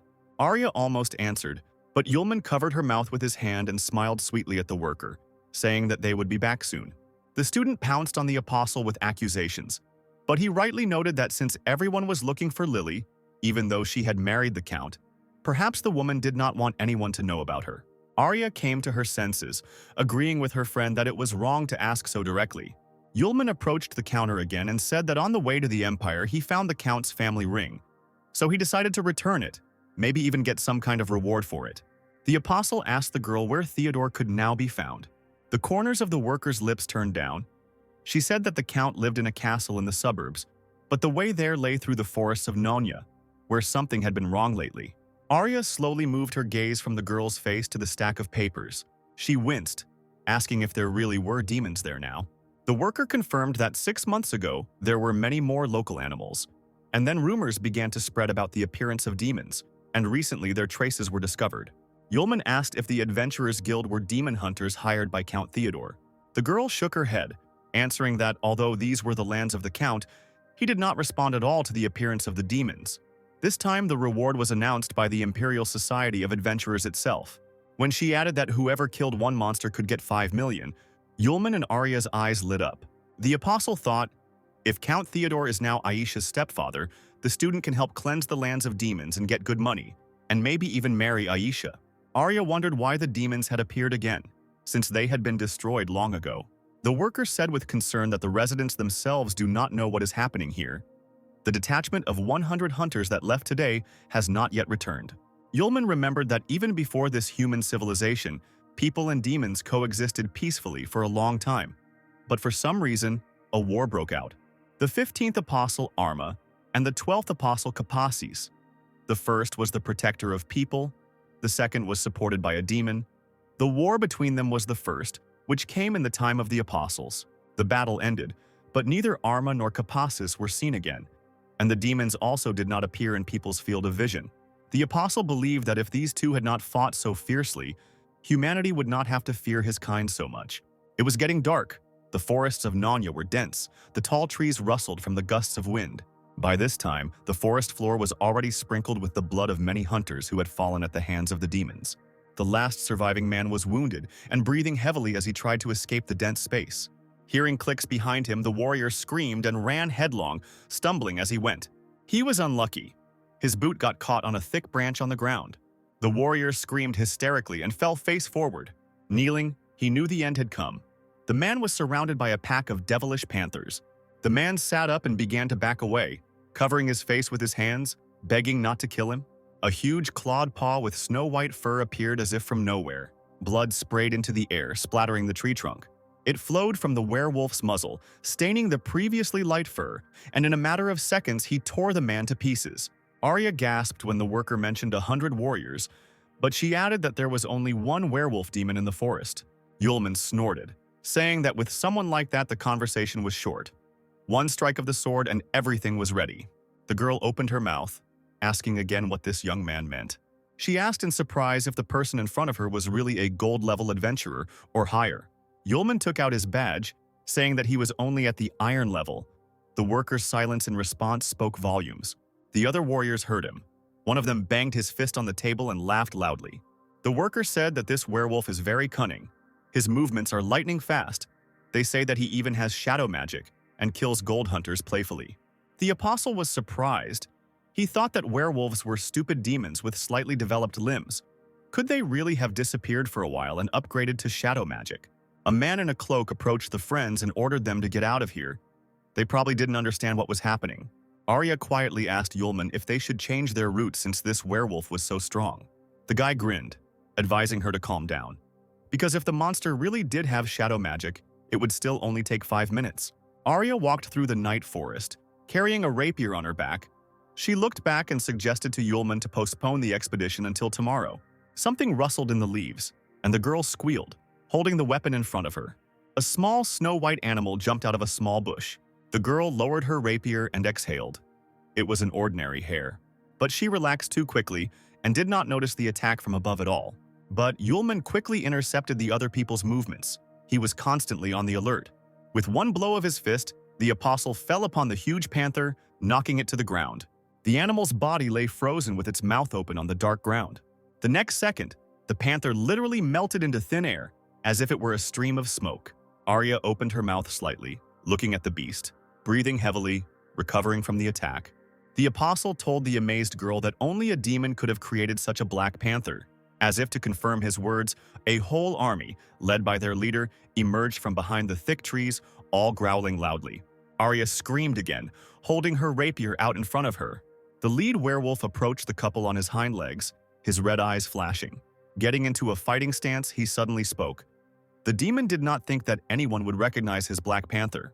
Not one, but dozens of them slowly and gracefully walked towards the people, thick saliva dripping from their slightly open mouths. The werewolf raised his fist and offered Yulman to join him in conquering the entire continent.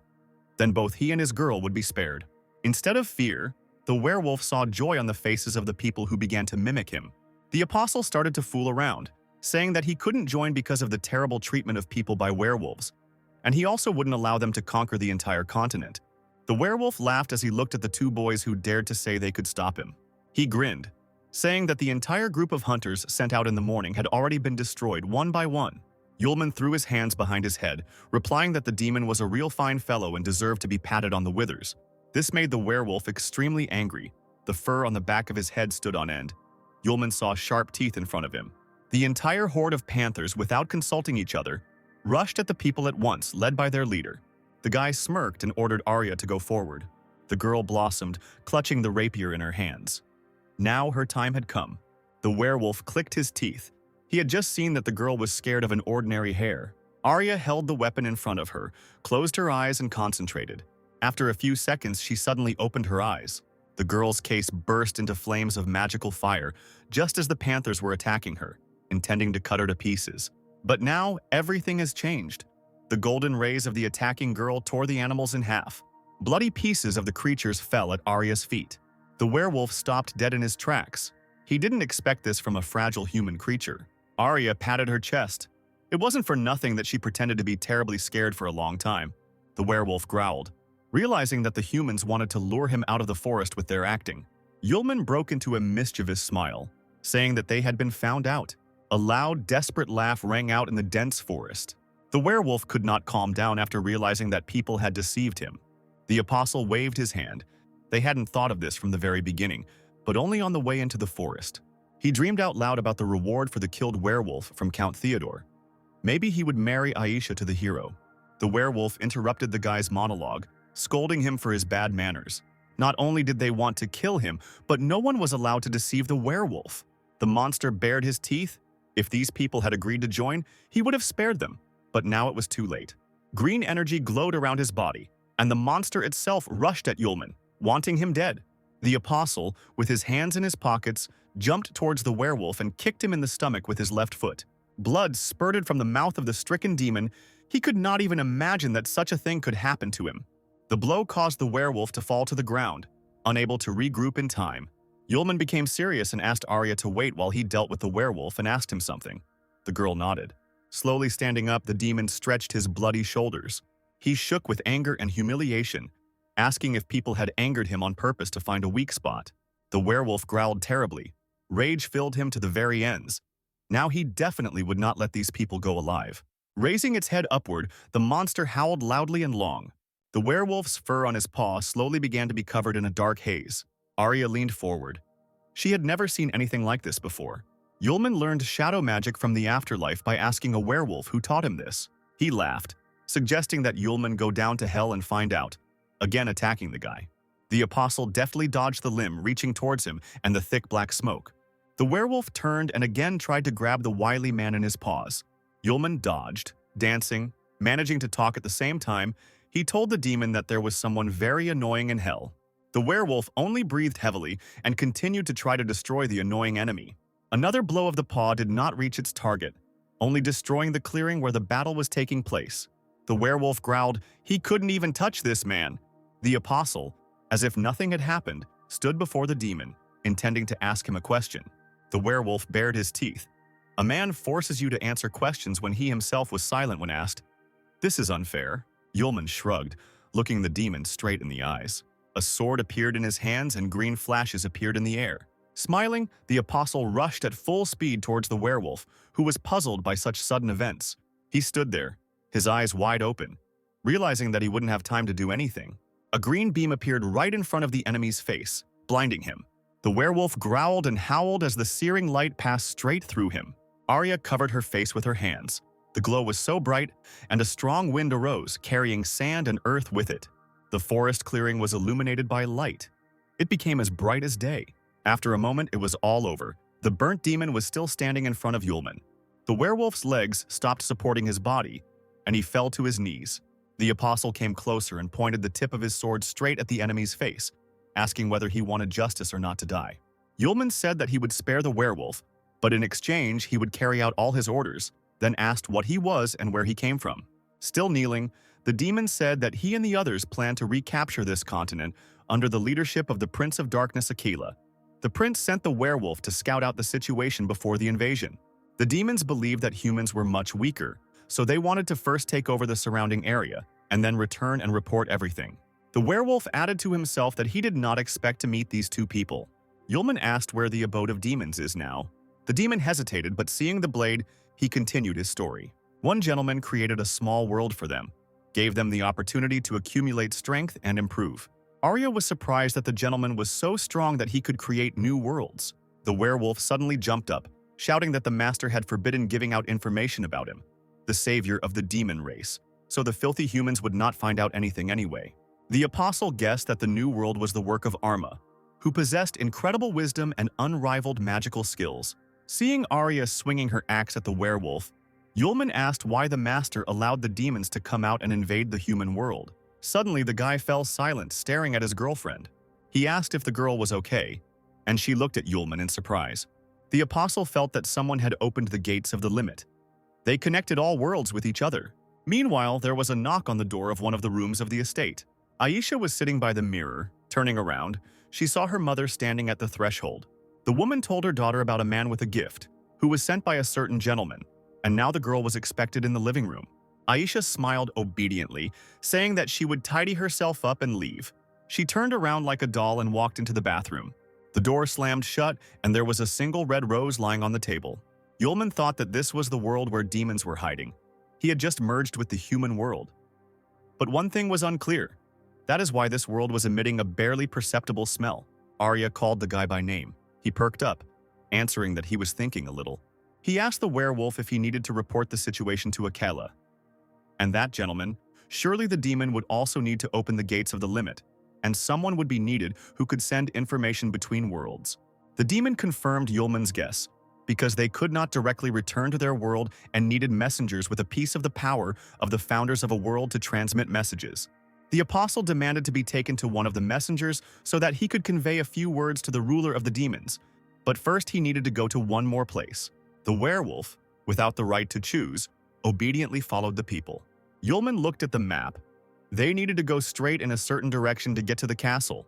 The werewolf asked if this was the castle that stood by the coast. It turned out that this was the house of the demon messenger, which surprised Yulman and Arya.